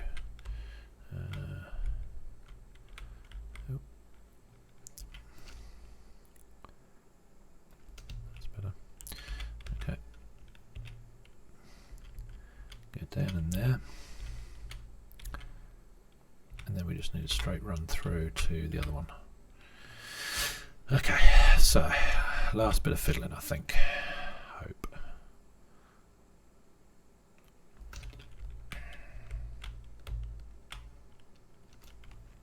Yeah, I think I'll probably make up that difference now without too much trouble. And yeah, there is a little bit of height change again. Let's get that first piece squared up. And then I know what I'm doing.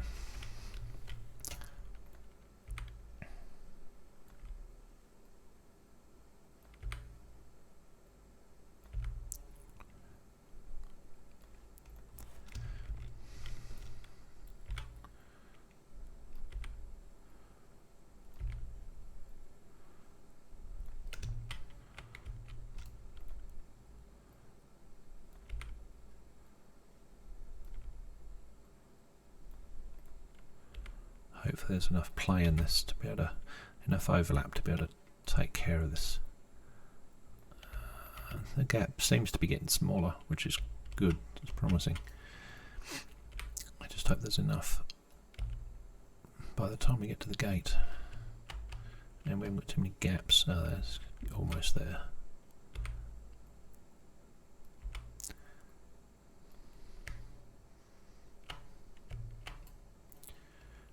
Cool. That looks about it. All right. I know there's a few gappy bits everywhere. I'm going to have to sort of go around and just do some minor adjustment, but I think that's getting there. You can see the lag now that the city walls are finished all the way around. Oh, haven't got the height right there. He's dropped down for some reason. That should come up. Well, that's quite a bit difference. How much did I drop it?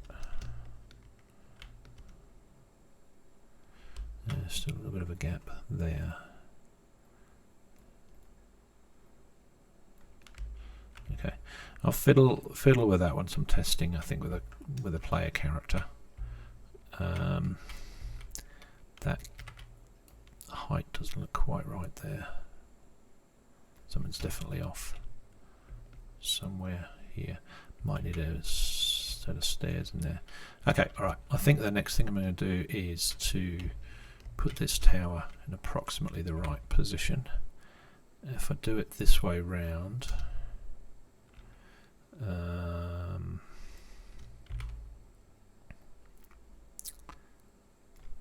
hopefully we'll be able to get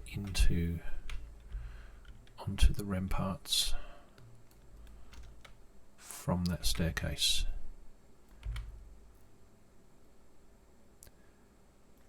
If I get the height right.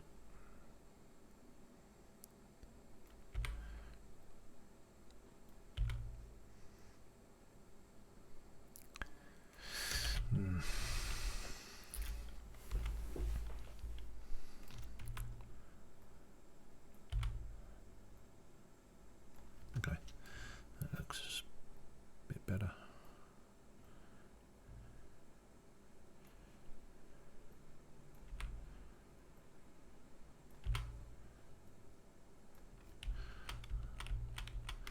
Okay, then I've got the timber going into the woodwork on each side. That looks okay.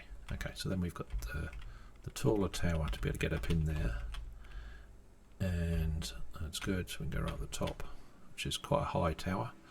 So that's now consistent with this drawing of the Albatross Tower, and that's in line with this street coming down here, which it is. Yes, it is. That's good. So that's consistent. So the only other thing I want to do is to do something with these parts here, and one of the things I can do is to remove a section like that. The question is, can I get in under it? That looks like it might work. Get in there and then go up, and I should be able to add, if I take that out again, I should be able to shift that up, copy and paste it into each of these sections to close them out, so you can get in on the ground level, but you have to go up the staircases to actually get out.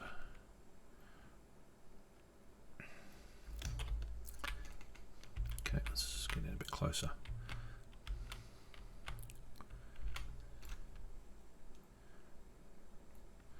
Let's duplicate that and then up.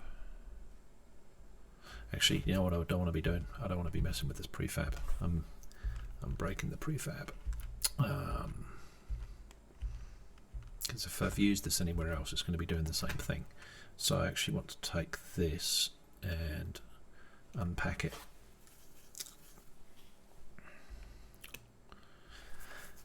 Prefab.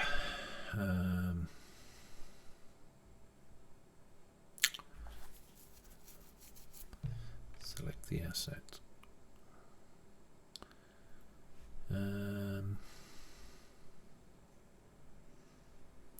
I want the whole thing. This one. Prefab, unpack completely. Do I want to unpack it completely? Yeah, no, I think I do. For the moment, at least.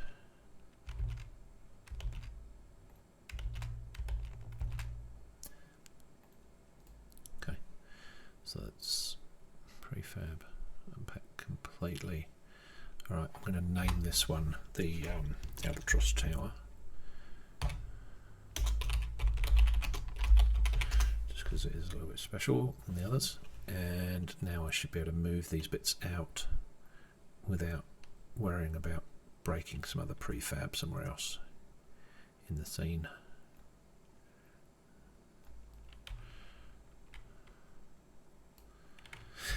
So this is where I'm going to use the WER. I'm going to use the stretch here just to make it a little bit wider, just so it covers that entrance way, and maybe even a little bit taller too.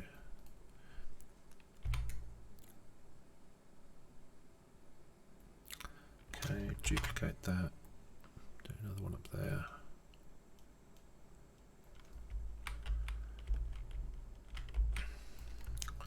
Duplicate that, another one. Duplicate that, another one. A bit messy, but I think that'll work. And that's fine. If someone wants to jump out there, that's up to them. Okay, cool. All right, time to play. Save.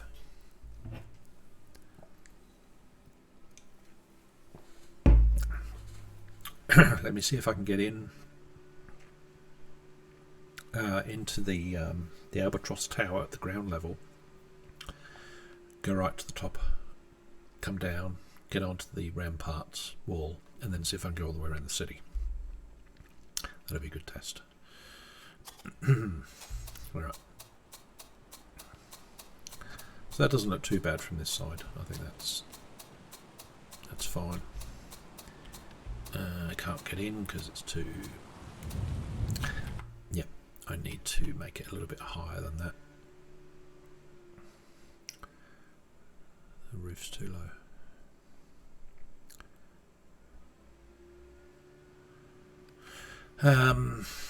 It's one of those things I've got to fiddle with. Right, so take that. No, of course that's on the whole hierarchy now. Bring that up. That should be a bit better. Of course, this is going to probably be a little bit too high over here now. Not too bad. Not too bad.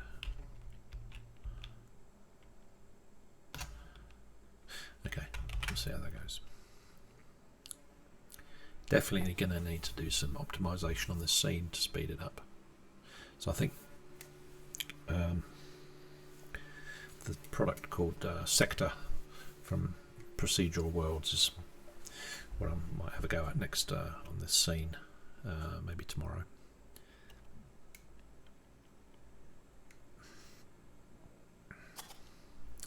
Like it still. It plays alright, but certainly when you're in the editor you notice it's been a bit sluggish, I suppose. Alright, so I should be able to get in there now that the ground level is exposed. Oh no, I can't get in. Why can't I get in? Right, pain. Alright. Let me get down on the west gate.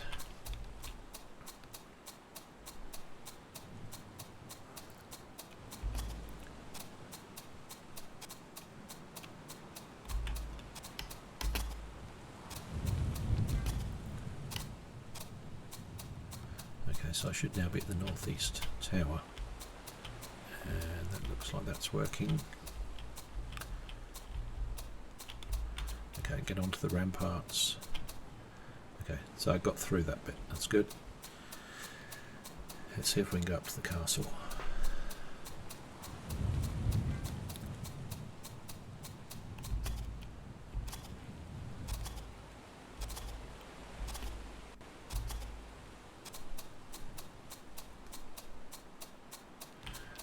Bits here that look a bit odd where its rotation's out, so I need to fix that.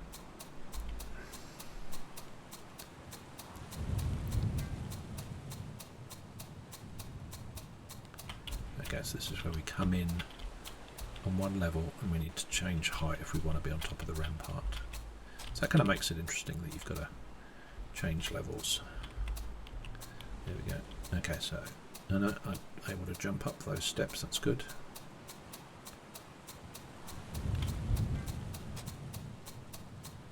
That needs to be jumped into. Yeah, no, I think that's workable for the time being. I think that's enough to be able to do some testing with my player characters. Definitely these steps need a little bit of adjustment, fine-tuning, but it's pretty close. I think I'm happy to move on with the bridges. And yeah, this is working. So I'm now coming around the back of the castle. And I think this is the east gate coming up.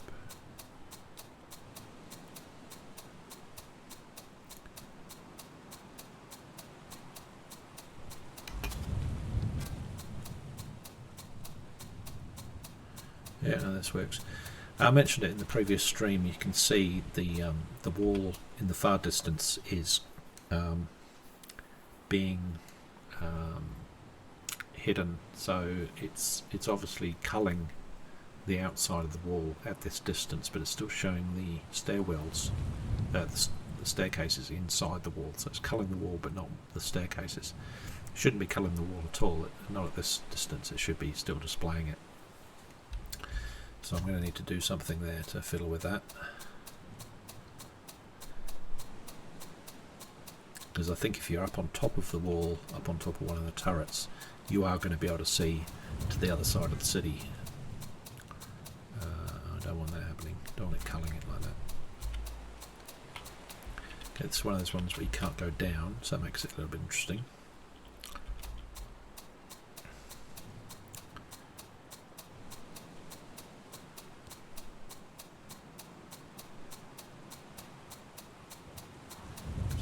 South gate there, and then we're coming down to the water gate.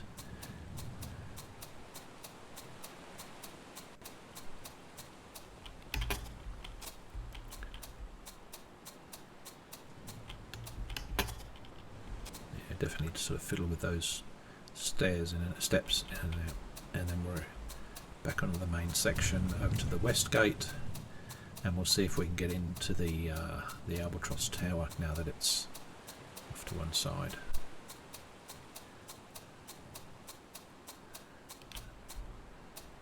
A little bit too high, but it's close. Okay, so they're all blocked off, so that's good.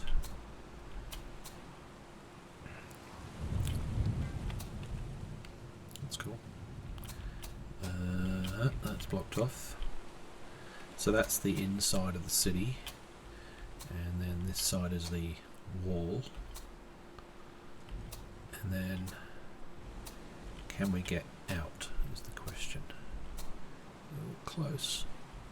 No, not quite. So we need to probably either raise the tower or dig it out a bit underneath. But that's pretty close. I'm pretty happy with that.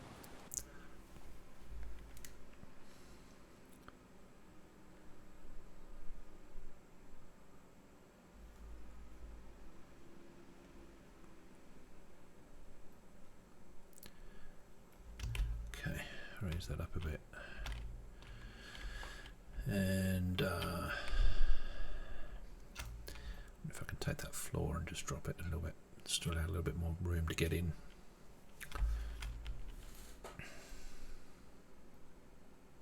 Give that a bell, see if that makes a difference. It's quite subtle.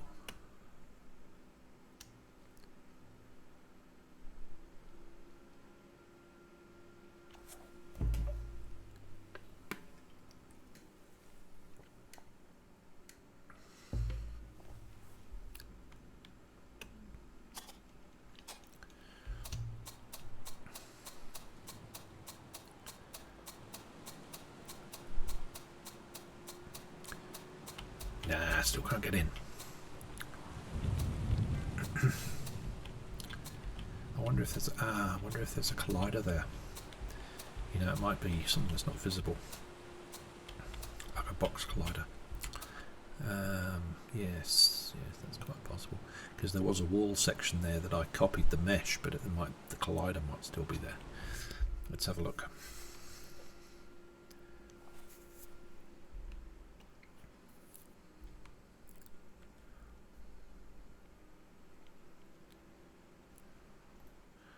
What is going on here?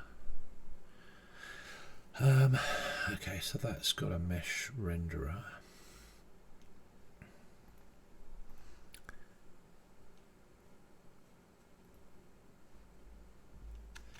Is there something in here that shouldn't be there? And if I take out that frame,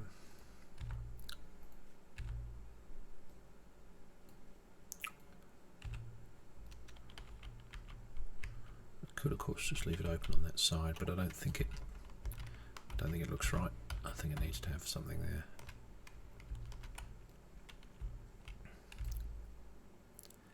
But it doesn't need to be the big bit, it could be the smaller bit.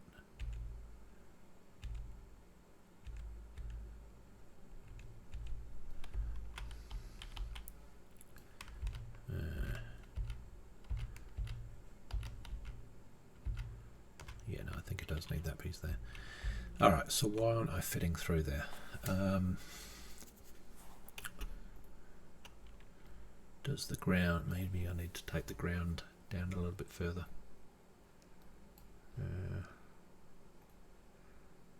Alright, let's take the terrain. Actually, what I want to do is start putting these prefabs into a structure, just so I can collapse that structure easily. Got a lot of wall pieces in now. There's hundreds of prefabs in here now. Does need to be optimized, definitely. Let's create a parent wall. Let's call it Ramparts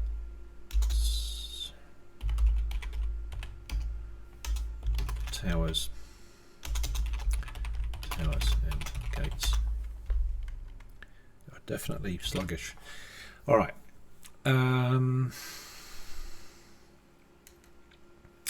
Collapse that. Here's the terrain. So if we can modify that terrain.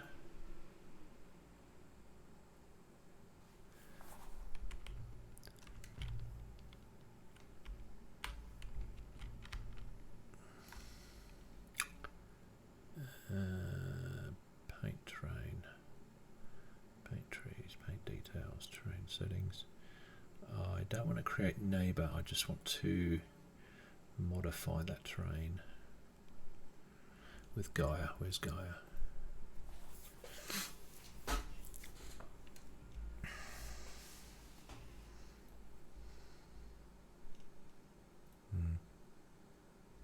I want to break it though.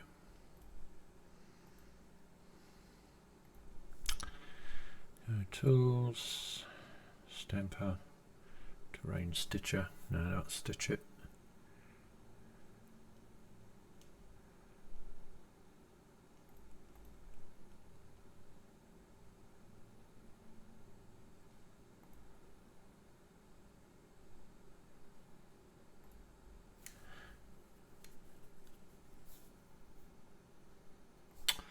Where is it? I haven't done it so long.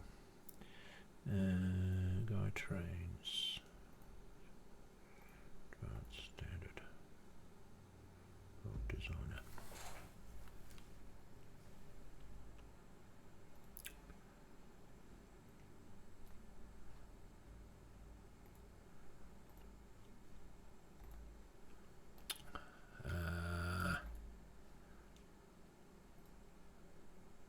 Terrain. Ah. Unselected. Okay, that makes a bit of difference. Okay, create neighbour terrains. No. Paint terrains. I certainly want to start repainting some of these sections as well. Now that the city walls are actually where they're supposed to be. So I'm going to get a tablet here. It's a lot easier to do with a pen on a tablet than it is with a mouse.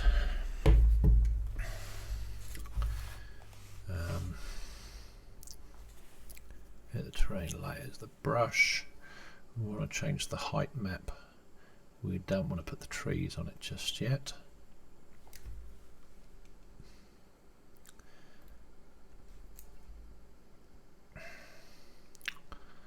Okay, mesh resolution. We've got the light map, we've got the terrain collider. Yeah, no, all that's fine. This was all created. This mesh was created with a height map from that I'd located on the internet. So if I bring up this one, the height map here, you can actually see the height above sea level. So I'm using that as my reference for the whole city. The river as it is today runs through here. There is a weir over here, and that in some of the photographs, some of the pictures and drawings from the Middle Ages, that weir is sort of shown off this way. Let me see if I can find a better one. 1700s. So there's a bridge. So we're sort of just in front of the main gate here, the west gate. There's a bridge going across, and then off this side the river sort of continues up. There's the head weir there. So that weir is here in 1744, and it's mentioned here in the modern day maps. So that's actually stayed around for hundreds and hundreds of years. And I believe that this little section here, this little drawing, this little line, is actually the medieval bridge. I have a photo here of the medieval X bridge, which seems to indicate there's two bridges in the current day, but the actual medieval bridge is actually closer to the city than this. So I think if I do the street map, I think I can show you that. So here are the two modern day bridges, and I think this bit here is actually the medieval bridge. So that suggests that the water has changed its path, or they've rerouted it. And some of the drawings from early on, not that one. Let's see if I can find this one here. Yes, this one. So there's the medieval bridge. There's the weir, and they've routed some of this water off to, looks like a water wheel or something, and then maybe canals, a few different canals through here. There's water wheels, several here, so they're probably grinding grain or something. And then you've got the quay, where they would be bringing the boats in to actually offload. Looks like a crane or something here to be able to get stuff on and off the boat. So they're obviously routing the River X, some of it past closer to the city to be able to grind the grain and things, but some of it obviously comes off this way and goes under the bridge. And what we're looking at is this area in here that's now ground level, would have been the original course of the river. So I will be modelling it more on the medieval drawing than on the current location, but that bit there I think is definitely the this medieval bridge section that's still there. It's quite fascinating that it's still there hundreds and hundreds and hundreds of years later, intact. So pretty structurally sound. Anyway, so yeah, I've got the height map in there. So that was used to obviously elevate the terrain, and I painted this terrain in Gaia 9-10 months ago, I think. So it's been a while since I've actually played with Gaia. Most of the stuff I've been doing with terrains has actually been in Blender on the Tintagel scene. So this is a bit dusty for me. I need to dust it off and figure out how to do Gaia stuff again. But certainly at the moment, I think what I want to do is repaint on some of these textures just to kind of tidy that up, and then I will probably look at tomorrow's stream to actually start fixing up some of the terrain around the outside where I've got gaps. I've got pieces of wall that are now hovering above the ground, so I want to bring the ground up. There's bits that might need to be channeled away to actually make a bit more space, but I'm pretty happy that the overall the city is matching the original plans as much as possible, or the original drawings at least, people's representation of them. So yeah, in here probably I'll bring up the ground level closer to the wall. I may add a few of these sort of sections in just to sort of have a bit of a walkway along there. That's, I think, what this sort of lighter section is supposed to represent anyway. So a sort of paved section along there, and obviously in this section I'm going to have to bring up the wall, the ground section as well. So I need to do that editing in Gaia. I just need to remember where the hell it was I did it. I think it's the runtime mode here. Stamp pack, advanced Gaia terrains, world designer. Now, did I have the world designer? I've got a world designer in here.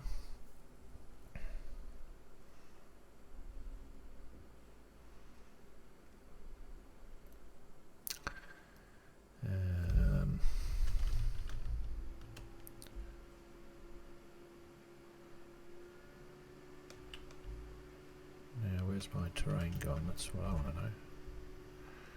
There we go. Alright. Can I bring up... Let's get these activated again, because I've turned off some things so that I can't accidentally mess with them. Alright, so I've got the terrain here. I want to have my stamper, I think.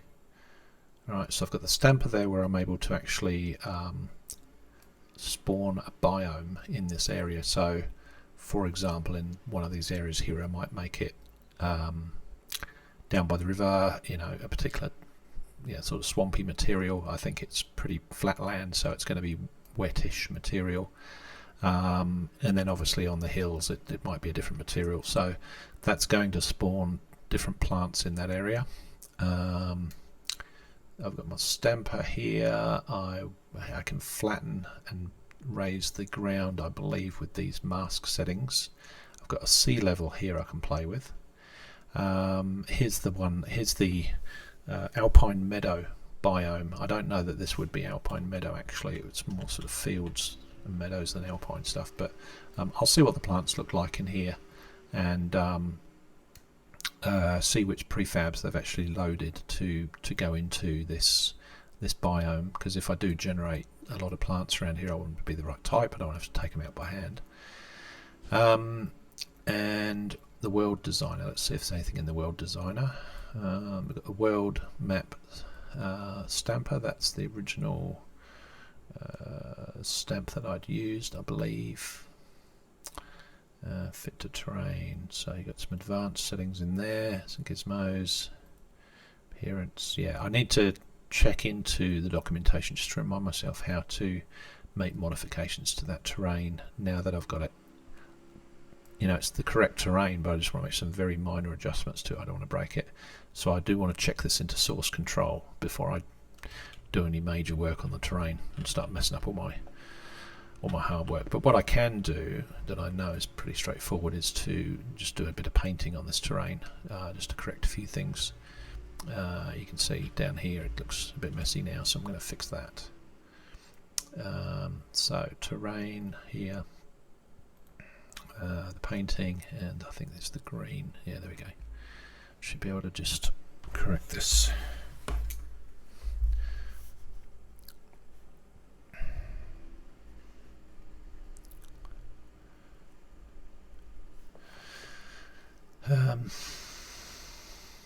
Now, opacity, I want to bring down the opacity a little bit. And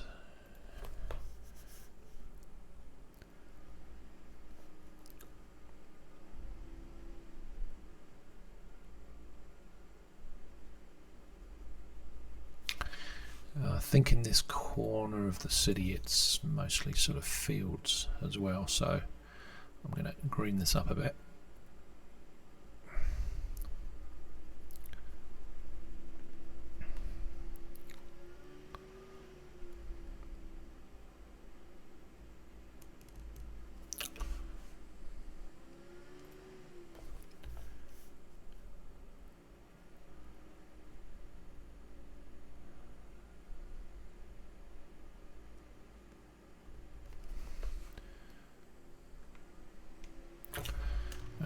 let's have a look over here.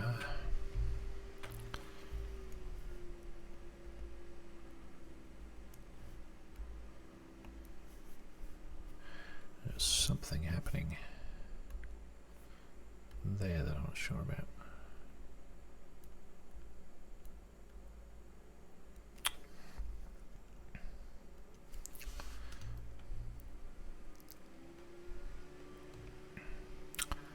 It's approximately in the right place. This is just a temporary terrain, temporary painting of the terrain anyway. I'm not too fussed about it, but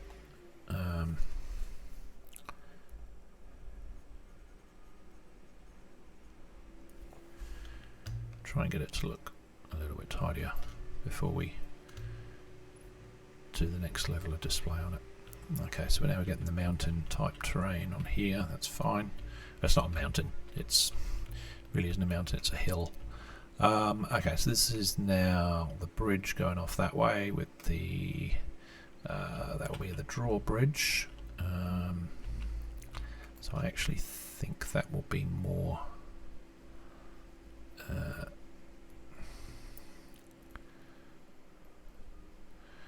more like that. Whoa, doing it with the mouse.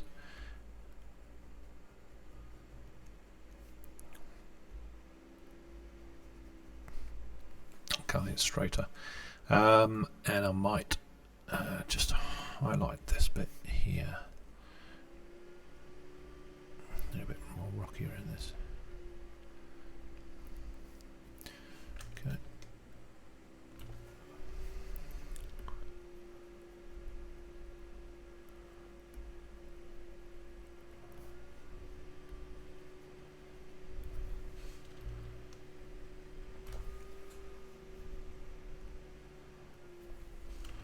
Alright, this east gate has now changed its location a little bit, so I'm going to have to just fill a little bit of that.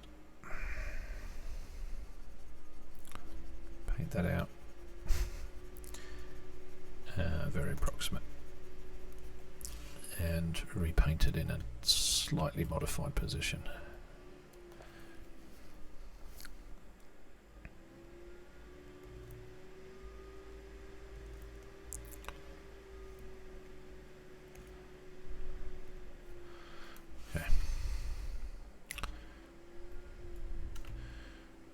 It's looking good. This one will come off that way. Let's bring that one out.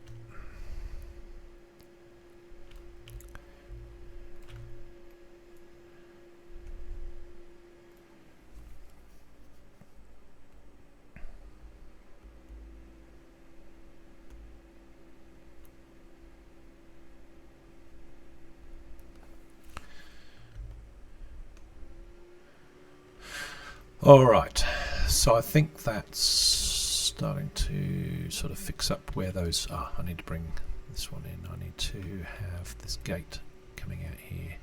So this is where the water gate comes out, sorry, the west gate, and this part is where the that bridge section is going to start. So there's going to probably be a pathway onto the bridge. And then that's going to go across the river. So I think what I now need to do is map out where the river is going to be, draw it on there, and have a go and see if I can get some river auto material on this. So let's grab the street map because that has the current location. Yep, and I want to just make it barely visible. So let's see if we can.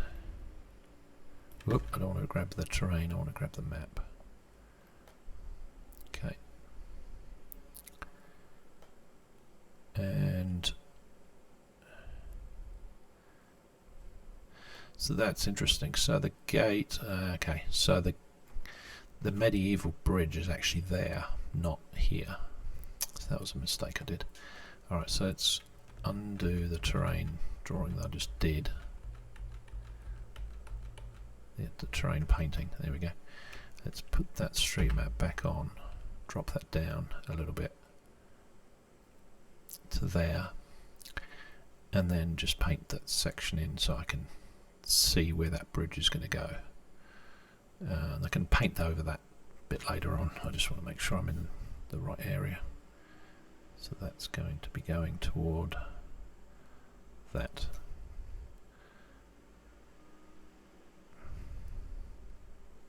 Come on.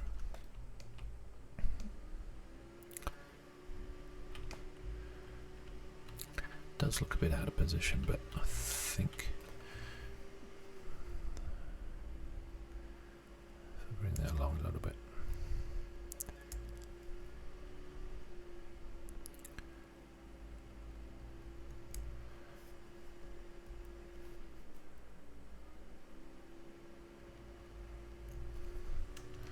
Okay, and then I should be able to drop this guy down.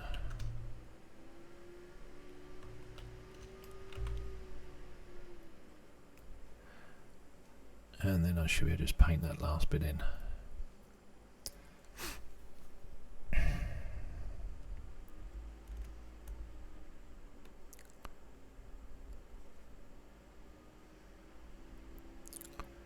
Right, so that's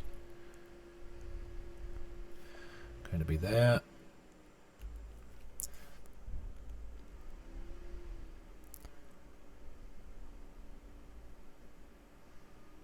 Fiddly. Come on, draw.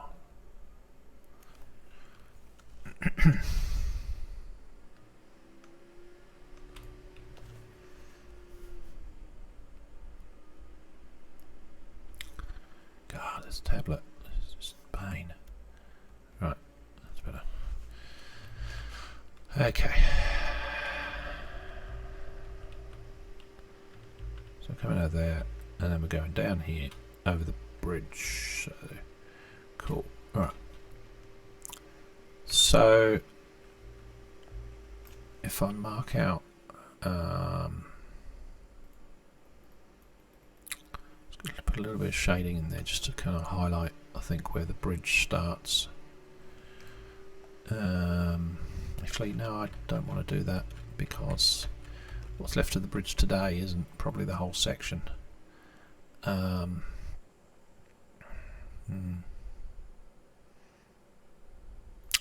Alright, yeah, maybe what I think I want to do is bring in actually a real bridge section, put it in there over the top, and then I can run the river underneath it. I think that's probably the answer. So let's have a look and see if there is a bridge section in these prefabs. I think I may have seen it somewhere. Alright, looking for a bridge.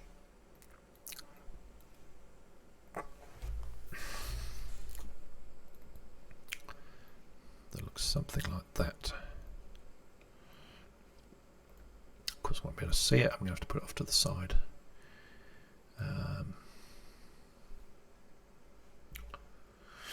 Oh, hi, Chill. Great, thank you. Thank you for your wish listing. It's awesome.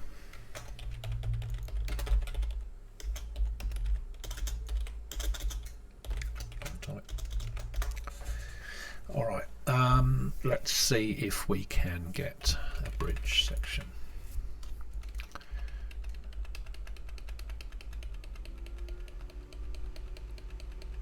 So many pieces to choose from. I think the castle is just, you know, so many different pieces here that could make an interesting castle. Okay, so that's that. You've got the cliffs here, which I can use to build up the bottom of the castle walls. So that's cool. We've got the completes, we've been using those. Mostly for the ramparts and the towers.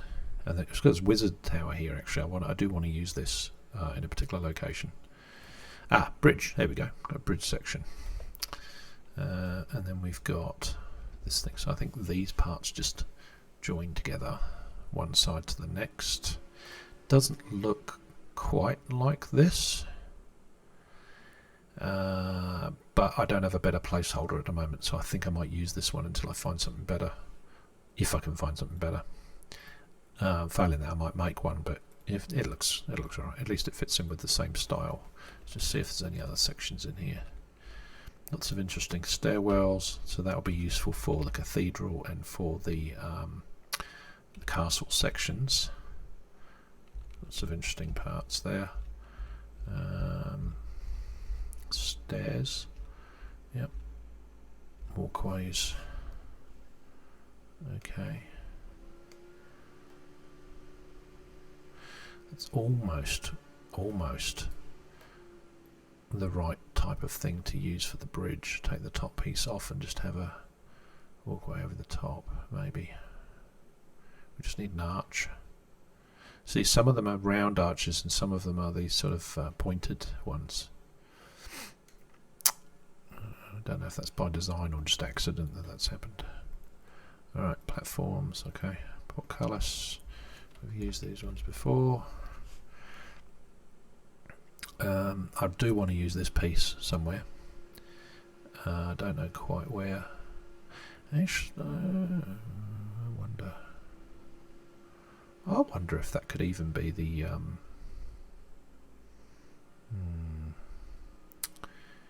because you can have the rampart wall on this side because you've got the 3+1.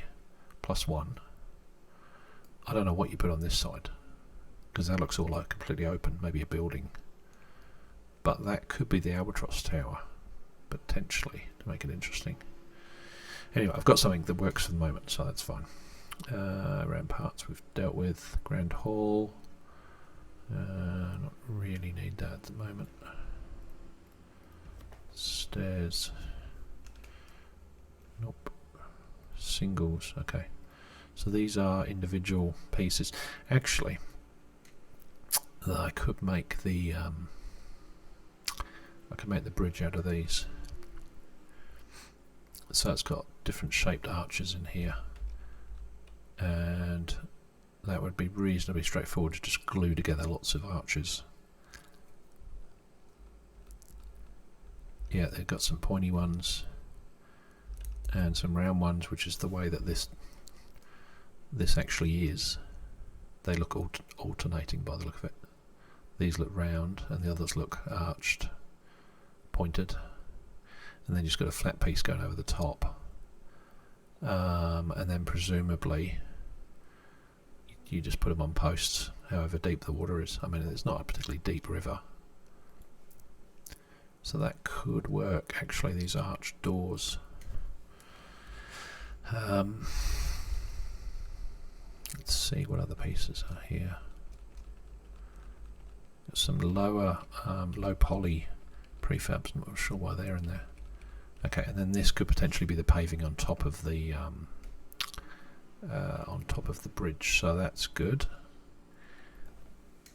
That's good. And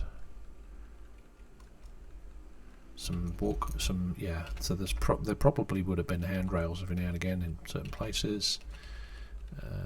So it's going to be some decoration. You've got portcullis. Quite a good looking portcullis, looks very realistic. Pillars, heavy floor, okay, then we've got all sorts of chunky bits. Okay. Alright, well, why don't I have a go and see what I can put together with these pieces, because I think that bridge section, I think it was on the platforms. Walkway, stairs, no, it was, God, where was it? Connections, there we go. That's okay. That's okay as a bridge section. I could make a bridge out of that, but it's not how it looked back in the day.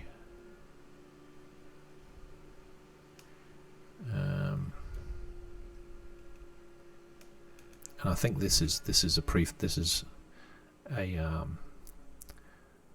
nested prefab as well. So these are just prefab pieces that have been put together in this configuration.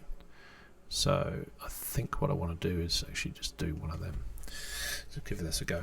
What I'm going to do to speed up the scene is I'm actually going to turn off the whole of the city. if I can put the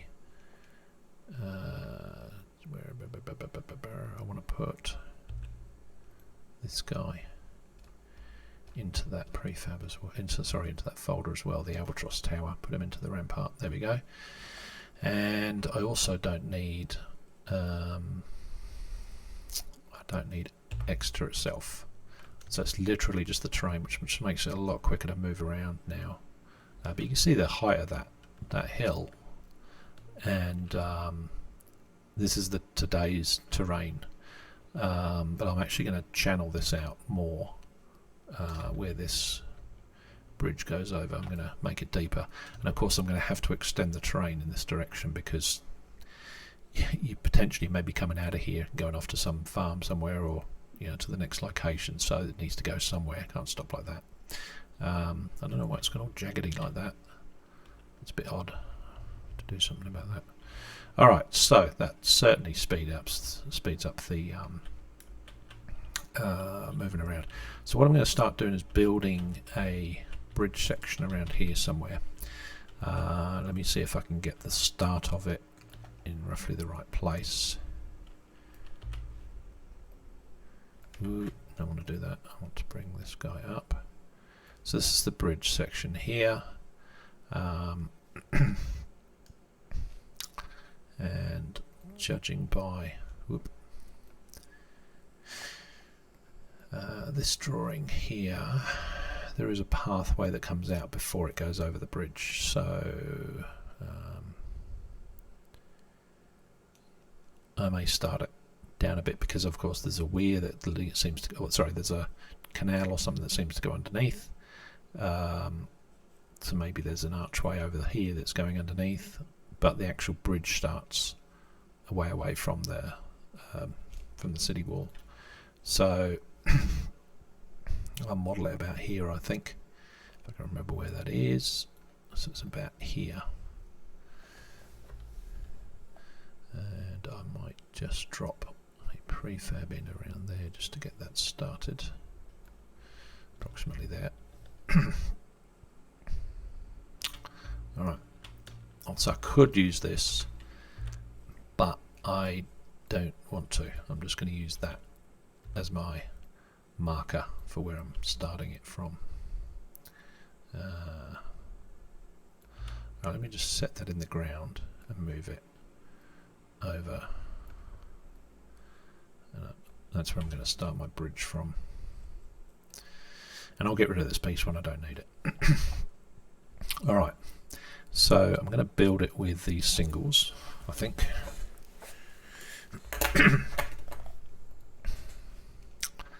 And so I'm going to need a couple of the round arches and a couple of the angled arches, and maybe a tower section in the middle, or a block section in the middle. Get them lined up, two on each side, section across the top, and then I can copy and paste and hopefully build it across. So if I bring out two of those, duplicate that and that, and then we want some, actually that looks like it's a different shape again. Okay, we definitely want some with that shape.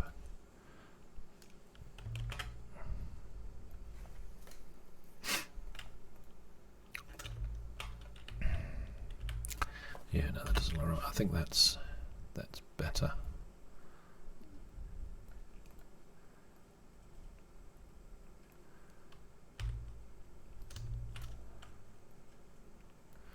Okay, let's start with something like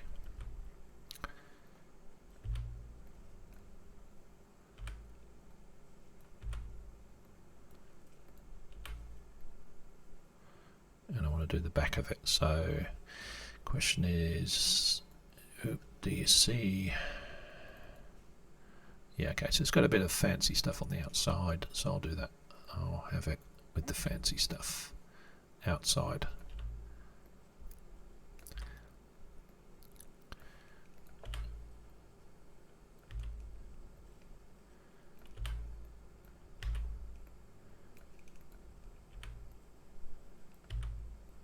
if I can build a section that looks right, then I can copy and paste it and extend the length of it across the river, however far I want to make it.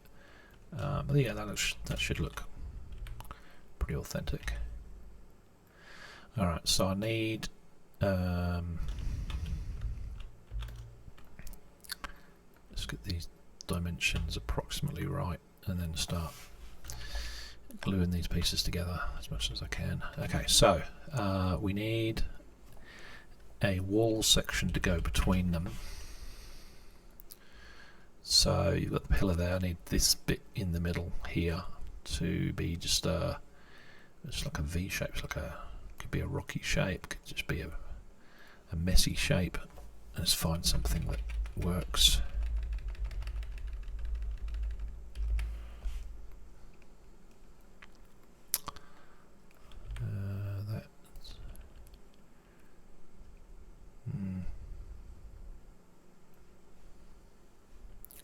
Scale that up. I don't know if I can make that bigger.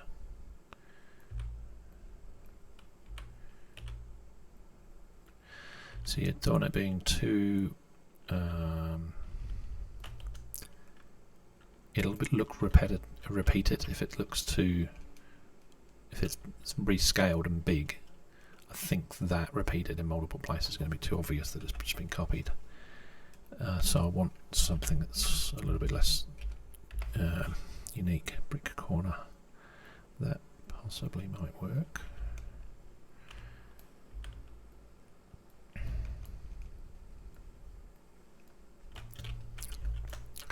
Okay, let's see if we can make this work. So rescale that a little bit.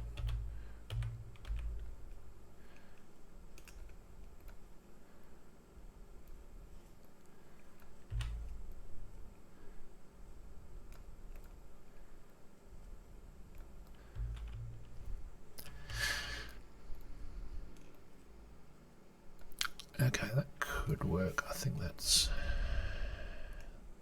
yeah, it's a flush section and then it's stepping out at the bottom, so that could definitely be down there somewhere.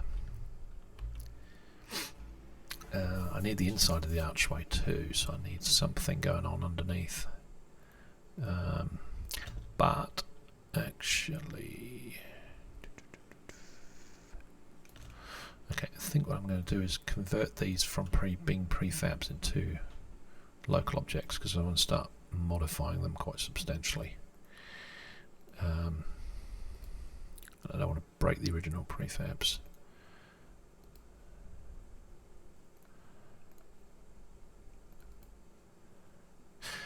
Prefab, where are you? There we go.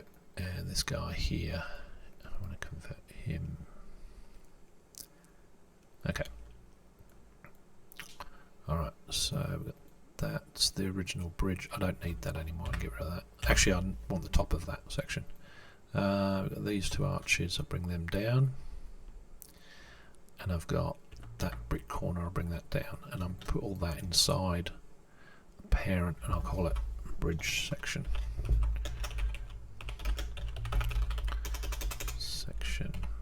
Okay, so it's not a prefab, so I can mess with it, because I think what I want to do is something with a scale and just yeah,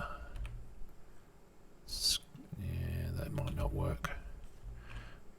That may not work. I may need an arch section underneath that. Okay, so I've got something at the bottom there. If I get it working on one side, I can copy it to the other.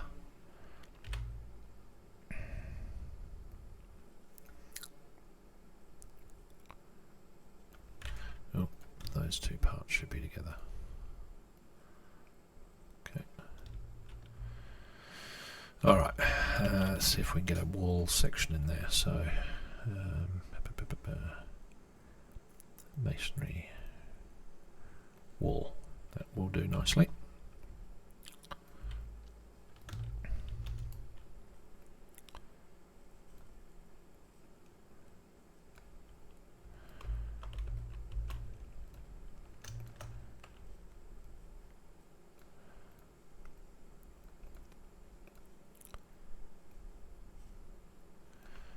Okay, let's convert that. I don't want that being a prefab. prefab either.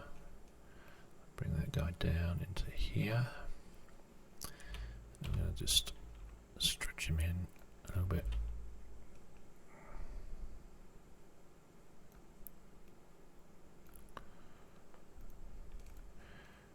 And maybe, yeah, don't look too out of place.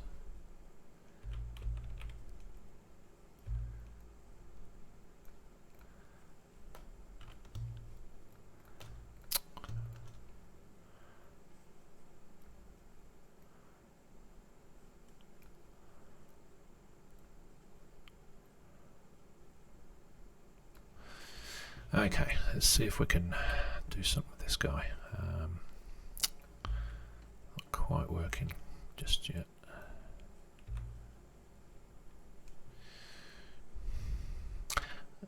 Let me try a different pace. Try one of these. What was it called? It was called Cliff Rocks. Cliff Rocks base. These are the low poly ones. Where are the high poly ones? Higher poly ones. Castle Cliff Rocks. Alright, let's do a little bit of search. If I can type Cliff.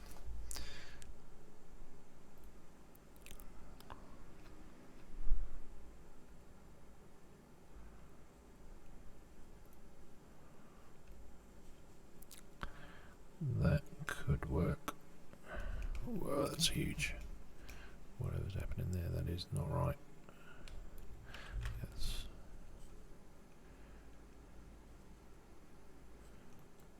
Cliff Rock large. Yeah, it doesn't need to be that big. No, it's not right either.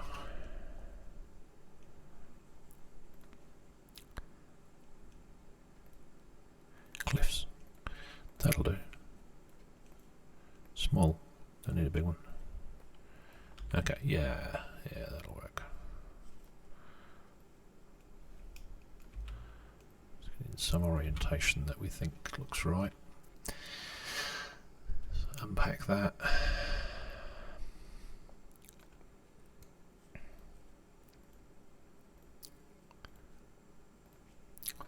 So scale him down.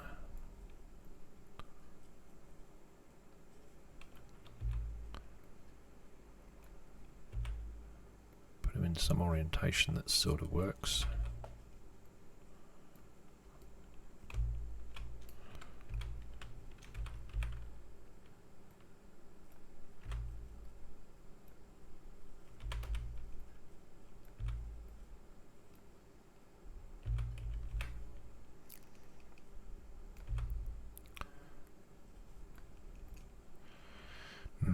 I think this thing here is going to need to be fiddly a little bit more. Oh, come on. Got to be an easy way to do this. There we go. That looks a bit better.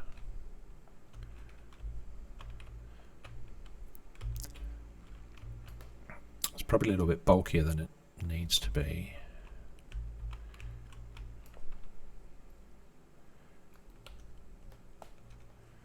Yeah, it looks okay. Alright.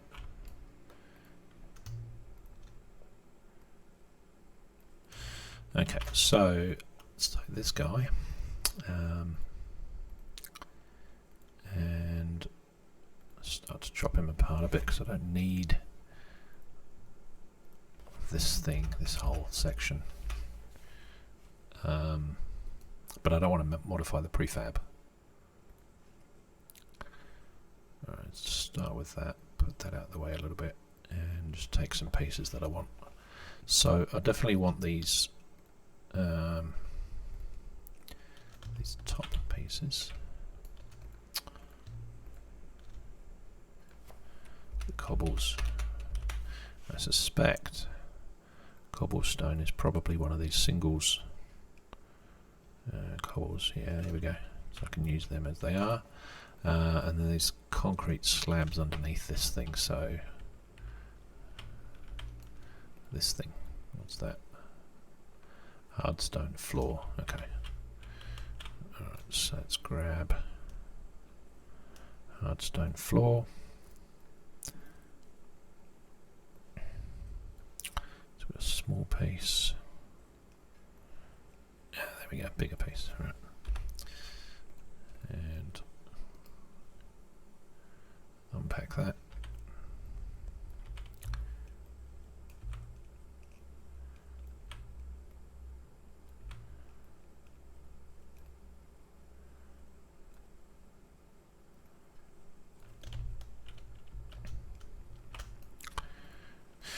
Okay, let's try and get this level looking right.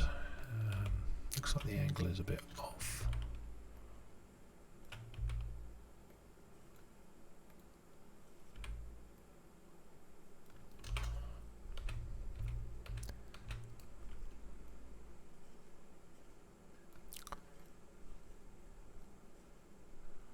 Okay, it's a bit better.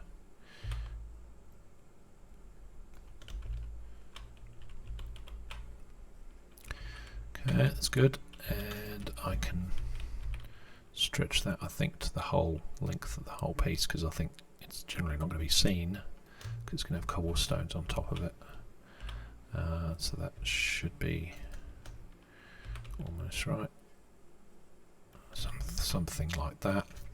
Okay, I don't think I need the other side now. I think I can.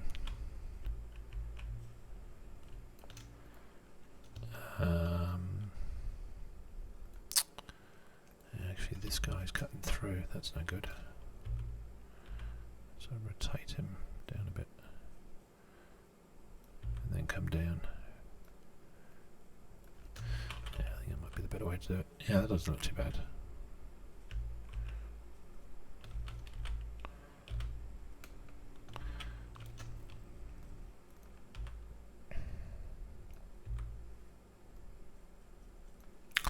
Definitely going to be a little bit of resizing some of these things to fill the holes.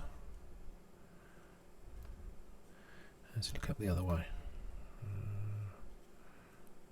Actually, that might work better.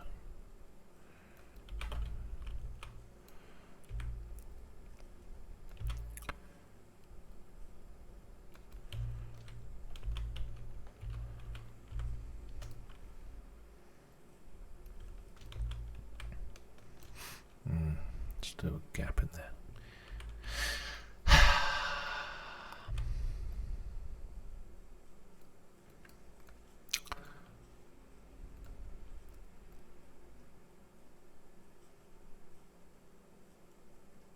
It's not perfect. You can kind of almost treat this as a prototype at the moment. Don't like the way that that's culling that. Does that mean that that's a separate piece?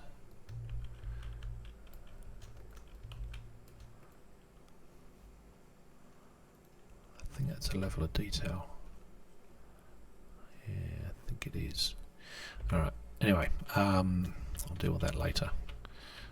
Alright, let's get these pieces into position.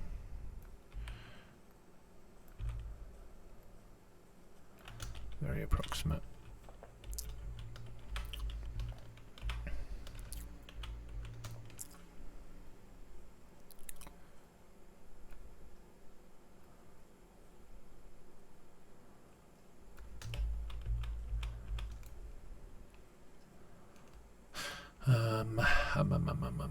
That probably is going to be higher. Yeah. Okay, that should work.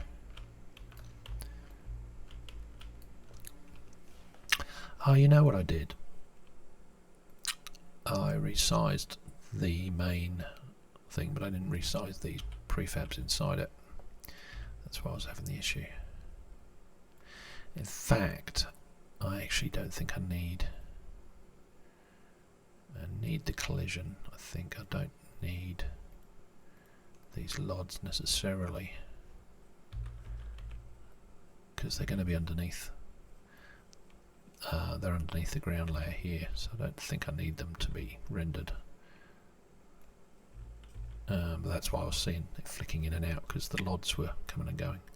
Anyway, alright, we'll tidy that up. I just want to get this one section looking half decent.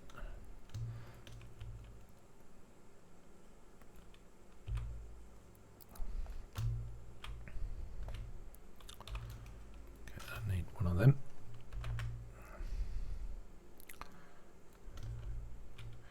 He should be the same on both sides, that's fine.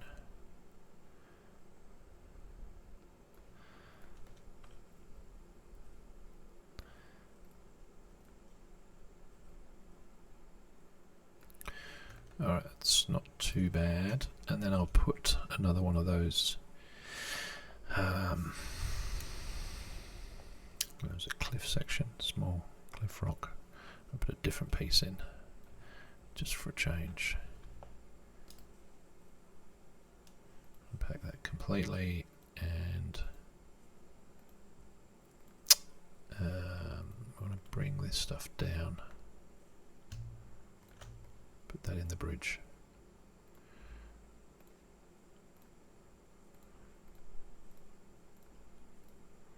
Okay. Alright, so let's take this piece now that's no longer a prefab and just scale it in a bit, move it, bit of rotation. That should work.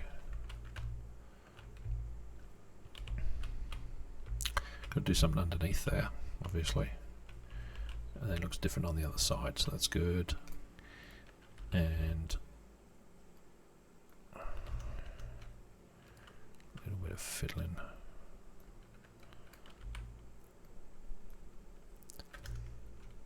Okay. Not too bad. The joins aren't brilliant.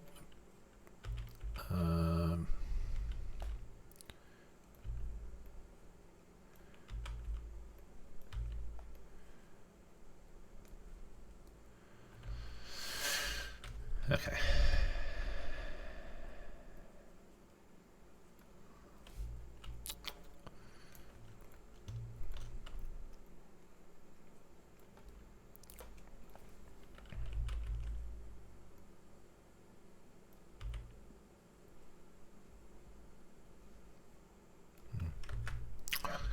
Okay, so that is getting there.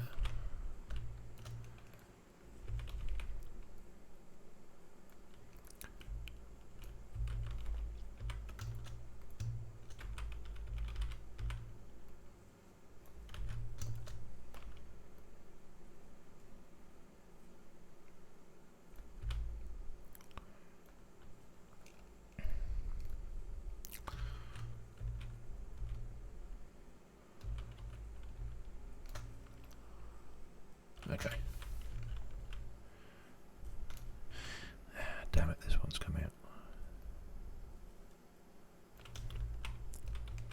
I think I need to tidy this up a fair bit before it's usable, but it's as I say, it's almost a throwaway prototype just to see if I can get the look I'm looking for. And I know I'm not aligned, so I know X, Y, Z is going to be off on this. If I'm building it, if I build this all the way out, it's going to go skew, I think. But I just want to see if I can get the look that I'm going for. I want all of this slot. Duplicate that. And see if we can get that looking half decent.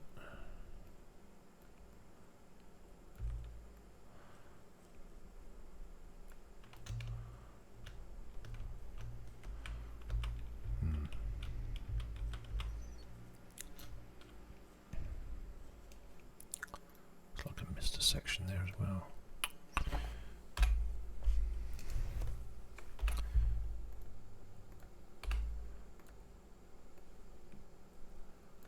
Okay, let me try getting this one again. Actually, what was it? It was called cobbles. Let me see if I can just grab a cobblestone prefab and chuck it in there. A bit easier than trying to mess with these these pieces. There's the water bit, so God, get it out of the way.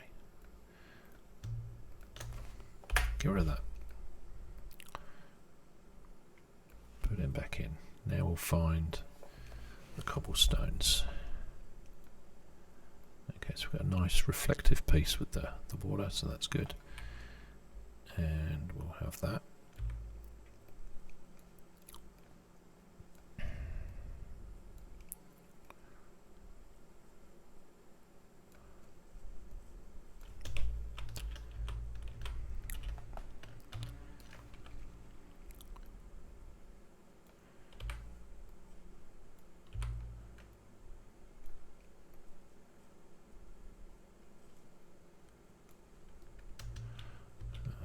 Pretty cool.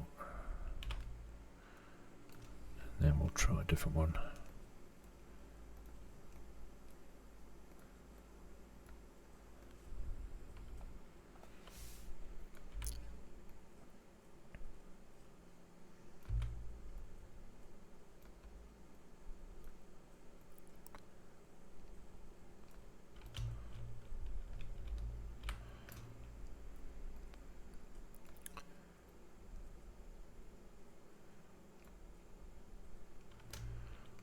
Quite right, but it's, I say it's a prototype just to get a sense of what this thing's going to look like. Alright,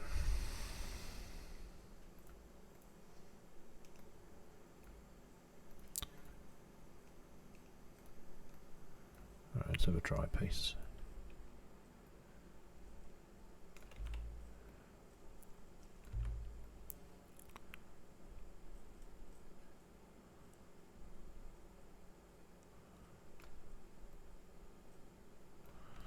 Okay, that's not too bad.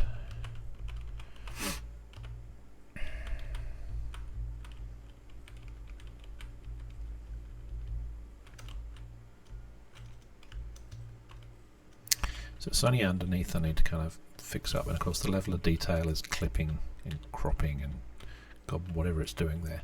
So I'll definitely need to fix that up. It's doing this culling thing up here. So I'm going to need to mess with that. I may come back and redo this, but I just want to get a general sense of what I'm after. Okay, let's take them, let's convert them to unpack and put them in the bridge section as well. And what I may end up doing, if I get this section nice and tidy, is to convert it back into a prefab and simplify it. Simplify it right down. Right, so let's see if there's a section underneath these that I can use. Because if you go in the water and you have a look underneath, it's going to look pretty crap.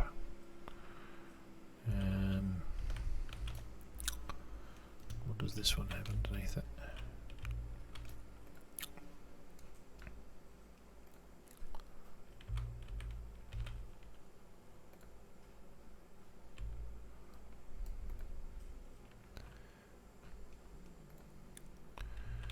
Why can't I move you? Go up.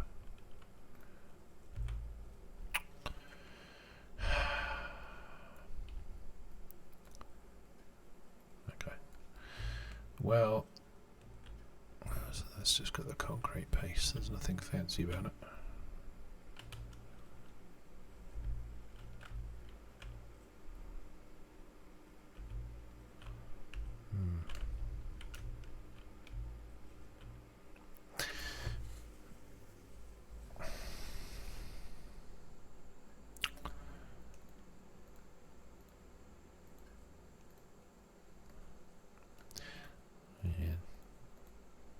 Whether I can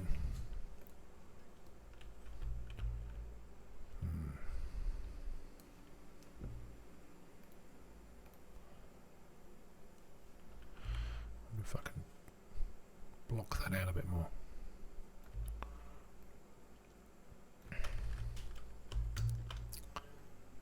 Actually, that doesn't look too bad. That looks okay from underneath. Actually, that works quite well.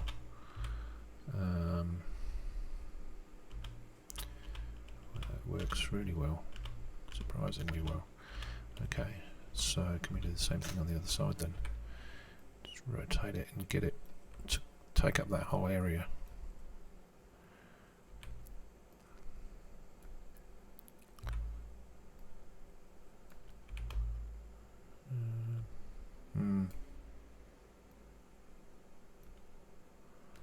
Possibly.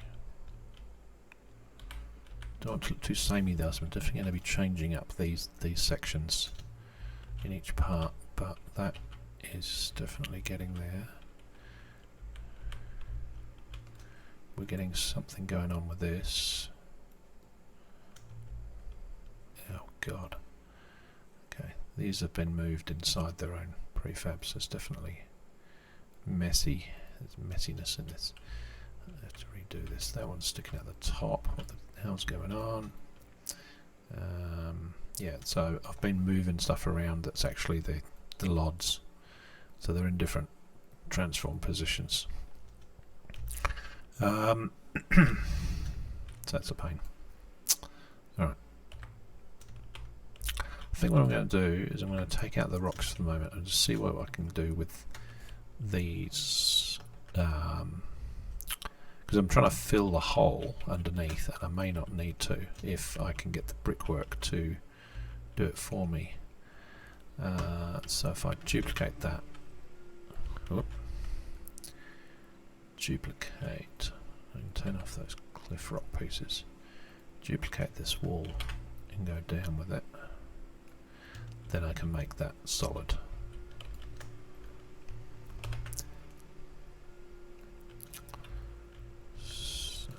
Okay, so that's a rock section there, brick corners. Okay. Lots of tidy up stuff in here. This is pretty much throwaway, I think. I wonder if I can get an arched piece, an arched ceiling.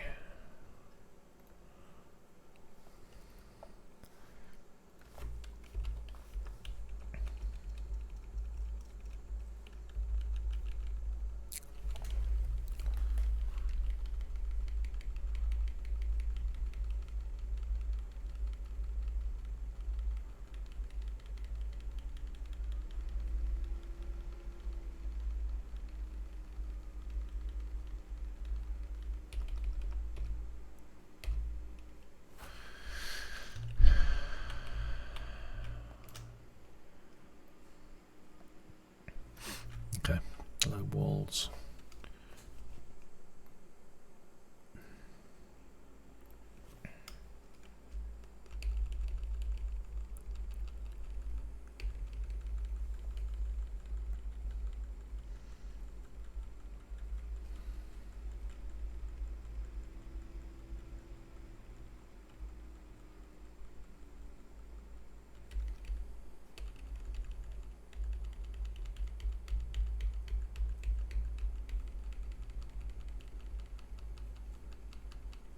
Aha, here we go.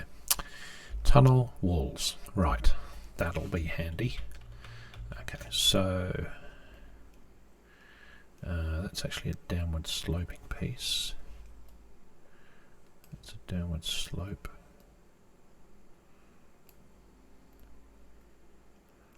If I can find a piece of this that is, yeah, that looks okay. Yep, that could work. All right. I want to convert that, get that out of the prefab, and move it into the bridge. Rotate it and get it into position. Move it down, and it might need a bit of jangling. Let's rescale it. Rotate down.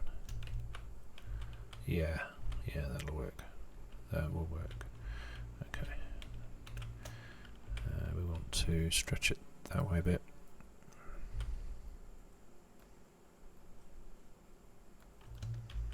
It's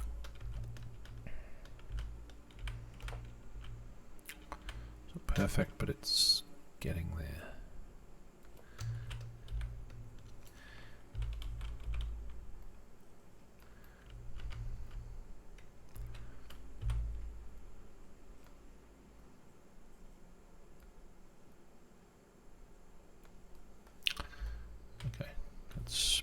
hidden.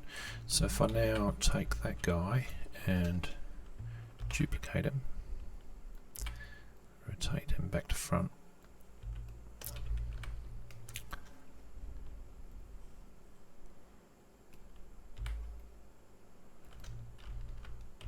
and line him up with the other one.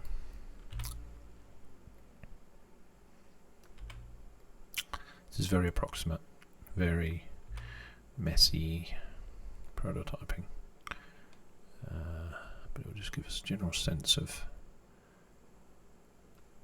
is it doable? Okay, this section of floor in here is definitely needs to be flattened, I'd say, and that thing. Okay, it's looking a bit better. That's a problem.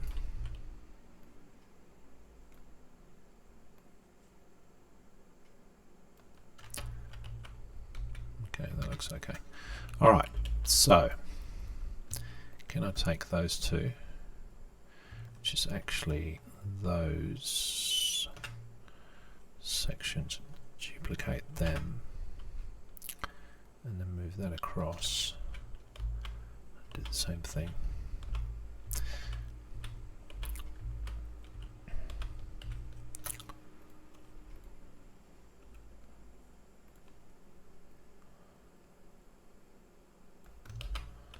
Okay, very approximated, very rough and ready, but that is starting to look a little bit like what I'm after.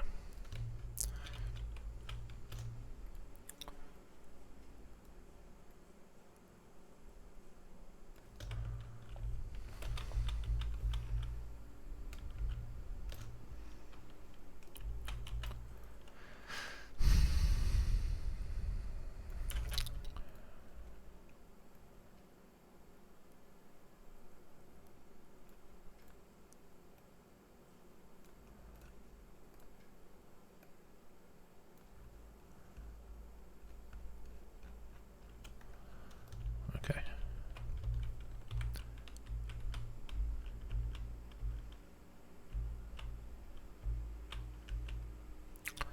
Alright, so for now turn back on, if I can find them, there's cliff sections.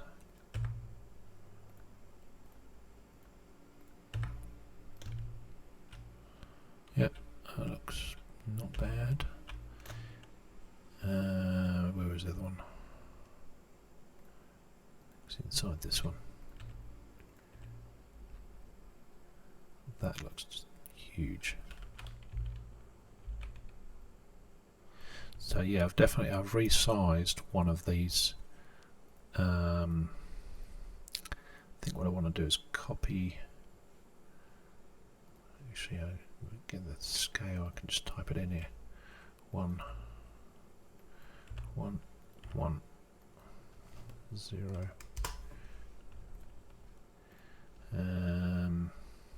Scale's still wrong. I need to redo this one. I think I'm going to take that guy out. He's just too busted. And this guy I didn't really, wasn't totally happy with that. Maybe what I do is just take this thing here, duplicate that, and put that on the other side.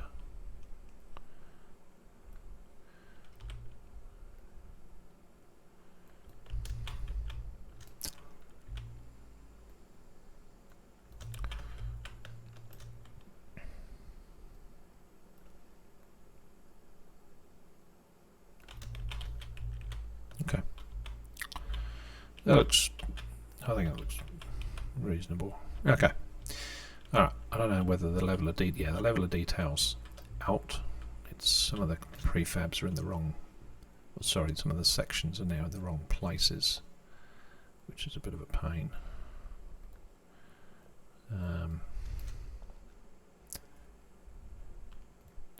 Some of them are way out. Okay, that looks a bit better.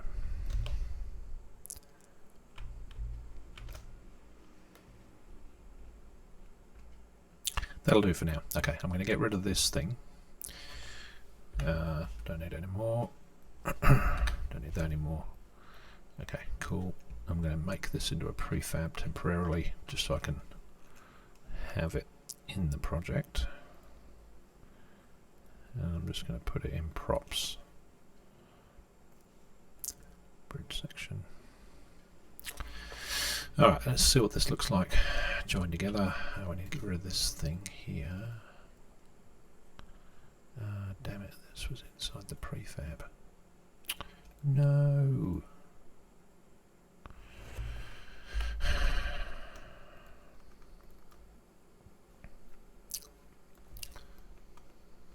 Or was it? Maybe it wasn't.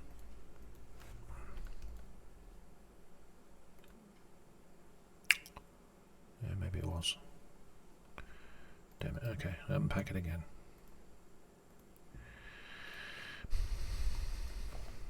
Get rid of that. Get rid of that. Get rid of that.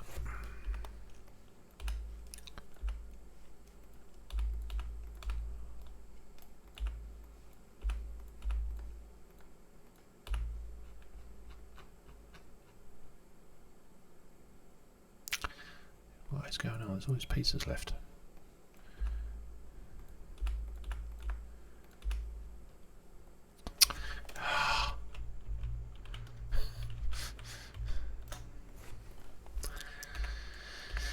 I probably should have built this model in a separate scene so I can see it all.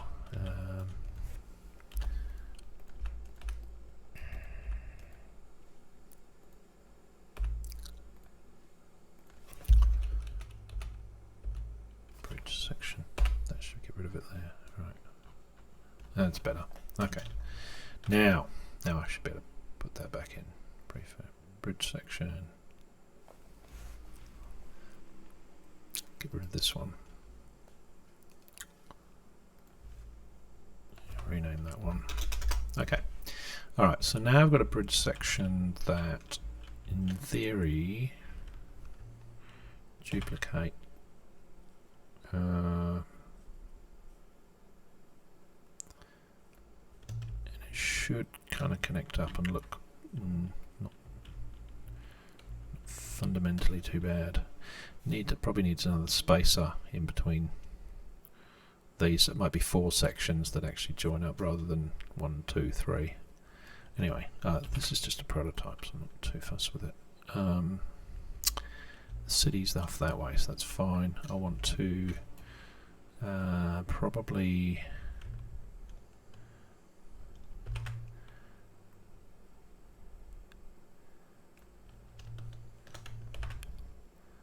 start them like that, because I think it's straight out of the city.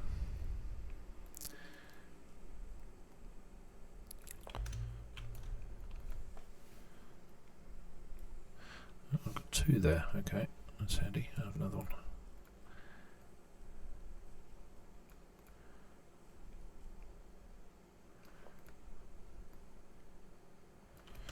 So because I've used the same prefab on the sides, you get this repeating pattern, which I don't like, so I'm going to need to randomize it a little bit. But I also want the towers to get the water to get deeper as we go out here. So I may sort of bring it out to somewhere over here. I don't know quite how long the bridge was in medieval times, but I want to try and extend that out, so I'm going to copy that.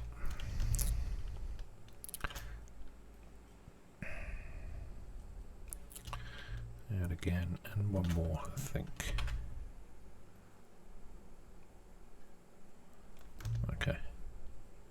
Quite a long bridge, but I'm assuming by the time it gets to over here, you're on the other side of the hill going up. So, all right, cool. Let's put the ramparts back in. And the rest of Exeter. Alright, cool. And into the city. Let's try walking on it.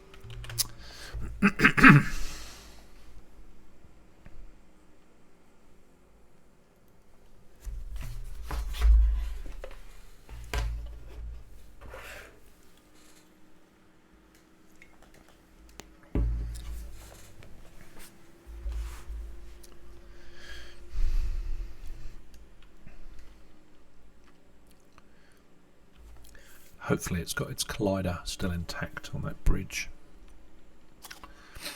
I think there was a collider on the flat concrete piece, so we'll see.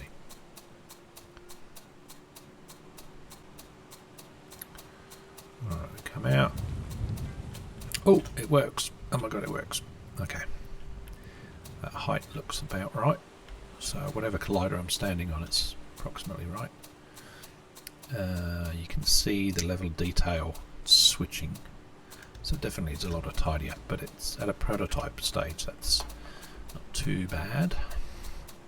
And of course if I jump over the side, this is the actual ground level at the moment, so I don't know whether those bridges are going to be that tall or whether the ground level will in fact be right down there.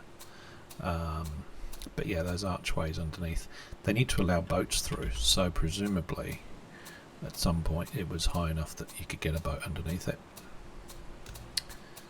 Okay, so that's just where the map is.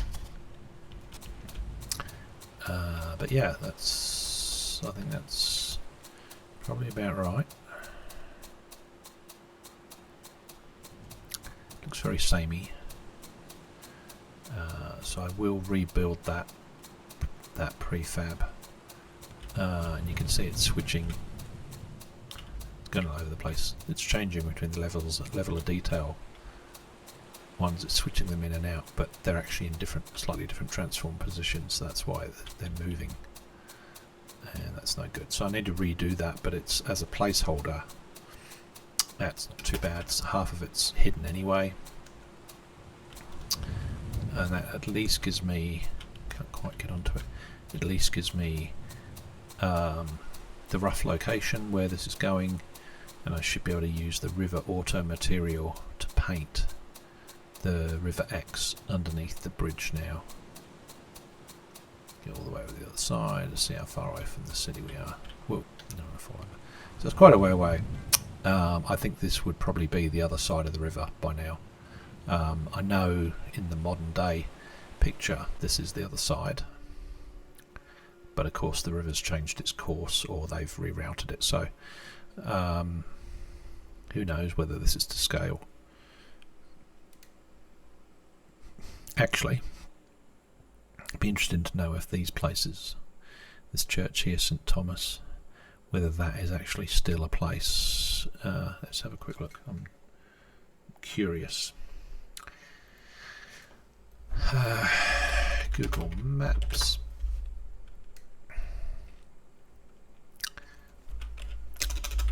Exeter. Exeter UK, that'll do.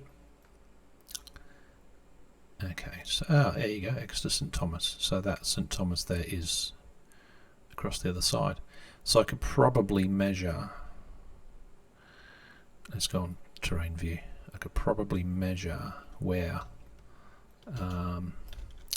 Rotate the camera. Why can't I rotate the camera?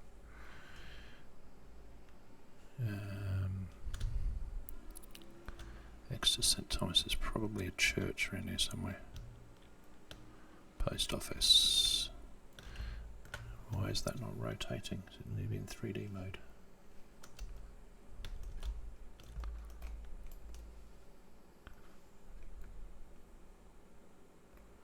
Hello. My machine is. There we go. That's better. Okay. Come out.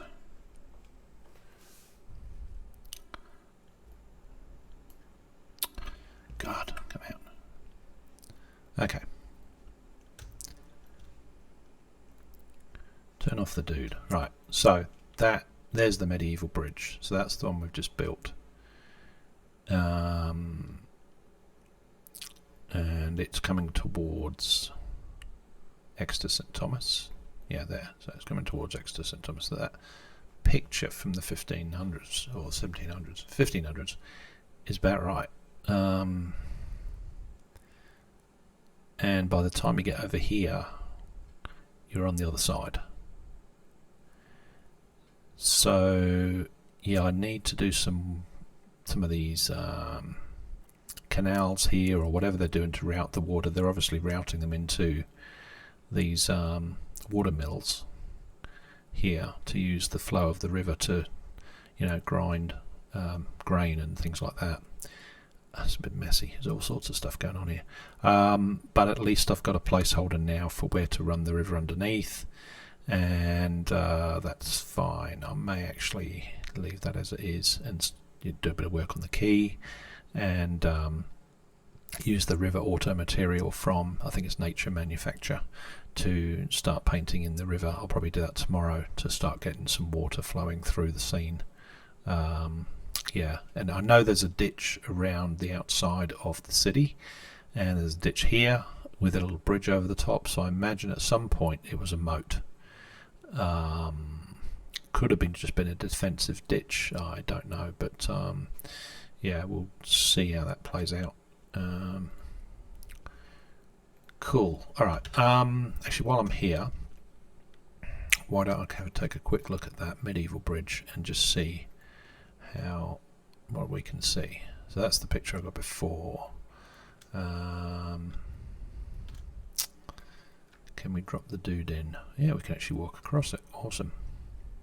Well, that's handy. Does it look like the one I've modelled? That's the question. Okay, so that's where it starts. So it looks like just a paved, cobblestone paved thing. It's not far off what I've modelled. This is looking toward the west gate. The width looks about right from what I've modelled. There's a bit section coming off there. Okay, what's this thing? Looks like a gatehouse or something.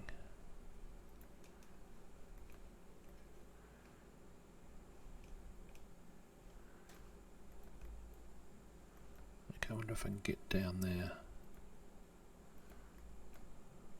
No. Okay, and those steps look modern to me. So this, in theory, somewhere around here might be where the west gate started. It's hard to tell these days.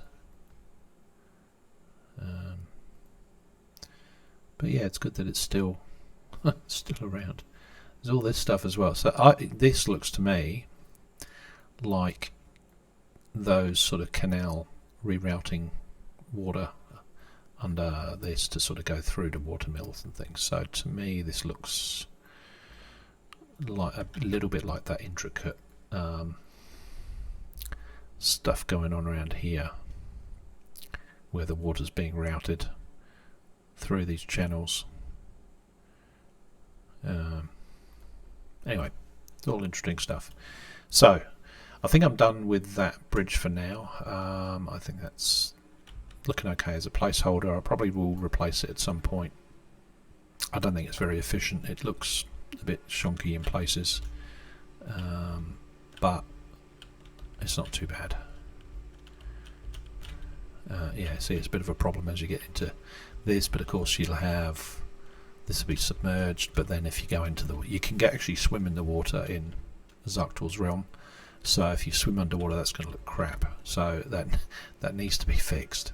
Yeah, definitely, it's going to need another section underneath that. All right, so I think that's good for now. I think what I might do tomorrow, we've got another bridge across the back of the city coming in here, so I potentially could copy that one and just to save a bit of time for the moment and put that in there. So that'll come, but there's a drawbridge as well. So that will come out of here and cut across to a higher section of a hill over here. We've got another set of walls, 2 sets of walls to do inside the city boundary here. So there's this outer bailey. I'm going to put the wizard's tower here. So I think I've got one of my buildings, medieval castle. I think I want to just plonk that in while I think about it. Completes wizard's tower. I want him in there. I don't know that there was a wizard's tower. There is now. That's way too high. That needs to be ground level. Approximately. I just like that model. I want it in there. Alright, so we should be able to, from ground level, get into the wizard's tower. Which is inside the boundary of the city, and I think it's inside that outer bailey of the castle. And then there's an inner bailey as well, and then there's obviously things going on in here. But at least we're starting to put some interesting objects into the environment now. These inner walls are fairly straightforward. Most of them are straight sections. There's no towers or anything, so it's literally just walls. There's no rampart, I think, on the top of it. It's just a wall section. So they should be reasonably straightforward. Probably these singles.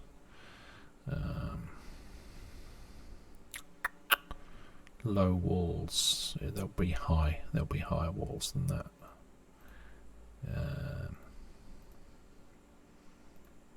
Yeah. Anyway, I'll have a look through this. I'll see if I can find some reasonable sections that I can start building out one section at the right height, and then I can sort of copy and paste it around. So yeah, the wizard's tower is going to be in there. You have to have a wizard's tower. There will be some quite high walls around the castle, so that you can't really see what's going on in the castle area until you explore that. So you would have to come up this way and go through a gatehouse here into the outer bailey, and I think this is, there's some buildings out here, and then you have to go through. You can get to the wizard's tower now, but to get to the castle you have to go through this second gate into the inner bailey, and then the castle's here. And then of course out the back here somehow you're going to come out at the castle gates and go out across there. So yeah, it's quite interesting. And underneath this map is going to be catacombs and dungeons and a whole lot of other stuff. And Exeter probably doesn't have that. I think what they do have in Exeter are the remnants of the Roman aqueduct. Roman Exeter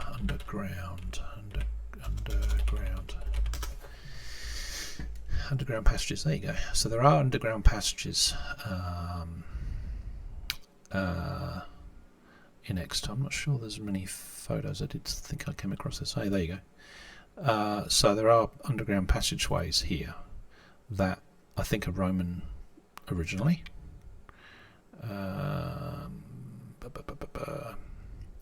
Were built to house the pipes that brought clean drinking water into medieval Exeter. Okay. Alright, so yeah, it's like an aqueduct type thing, so I might study up on that and see where that was, and those tunnels that are currently there where tourists can actually go now, that probably indicates where they were. I know there's an aqueduct here because I've come across it in one of the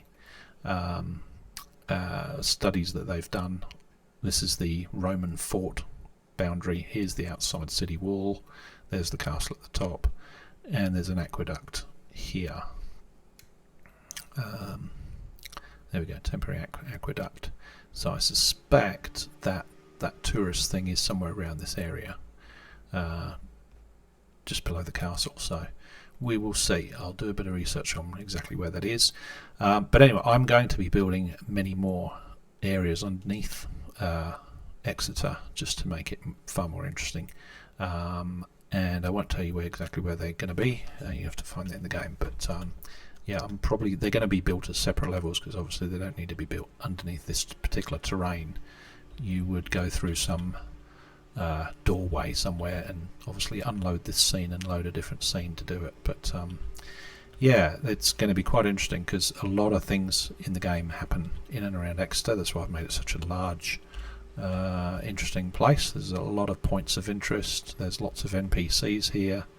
A lot of quests get done here, and you end up coming back to this place again and again. So it's the Stormwind of Zarktor's realm to me. And the other one that's got a lot of things going on is Tintagel, which is obviously a location that's very tied in with King Arthur. So I think I'm going to call it a night now. It's about 20 past 12 at night. So thank you guys for watching the stream. I hope you've enjoyed the last few streams of me sort of just working through this city. I'm nowhere near finished, but at least the boundary of the city is done, and I can start plonking in some interesting landmarks and actually start building out the level.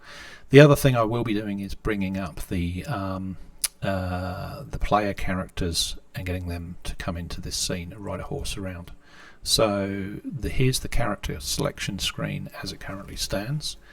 The characters have been brought in from an artist called Quang Fan, and they've been standardized into the scene to have the same structure, so that I can wire it up with Blink RPG Builder and Malbert's horse riding and Salsa for lip sync. So these particular characters have the same structures in them ready to go. I am going to be wiring them up to the Malbert's horse riding first of all, I think, and once that's done, I'll be bringing them into that Exeter scene so we can actually ride around in that scene and on horse, because it takes quite a while to move around the city. Where are the guys? Where'd you go? There they are. Yeah, it takes quite a while to ride around the city. Walk around the city on foot, but if you get on horseback, it's a lot quicker. So here's the 12 characters that you can choose from at the beginning of the game. We've got 2 Crusader Templar Knight types, 2 mages. I've got to do some work to actually cut this guy's ears off, because they actually poke. He's an elf and I don't want him to be an elf, so I'm going to cut his ears off and put human ones on.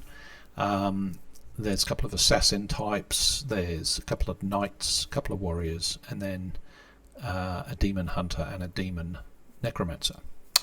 And so you'll have your choice when you start up the game which character you want to play, and obviously because it's a bit of role play, and you can customize the character and customize the gameplay, but obviously they're going to have different capabilities by class. So obviously the male and the female version would be pretty similar, but they'll have their own class which has its own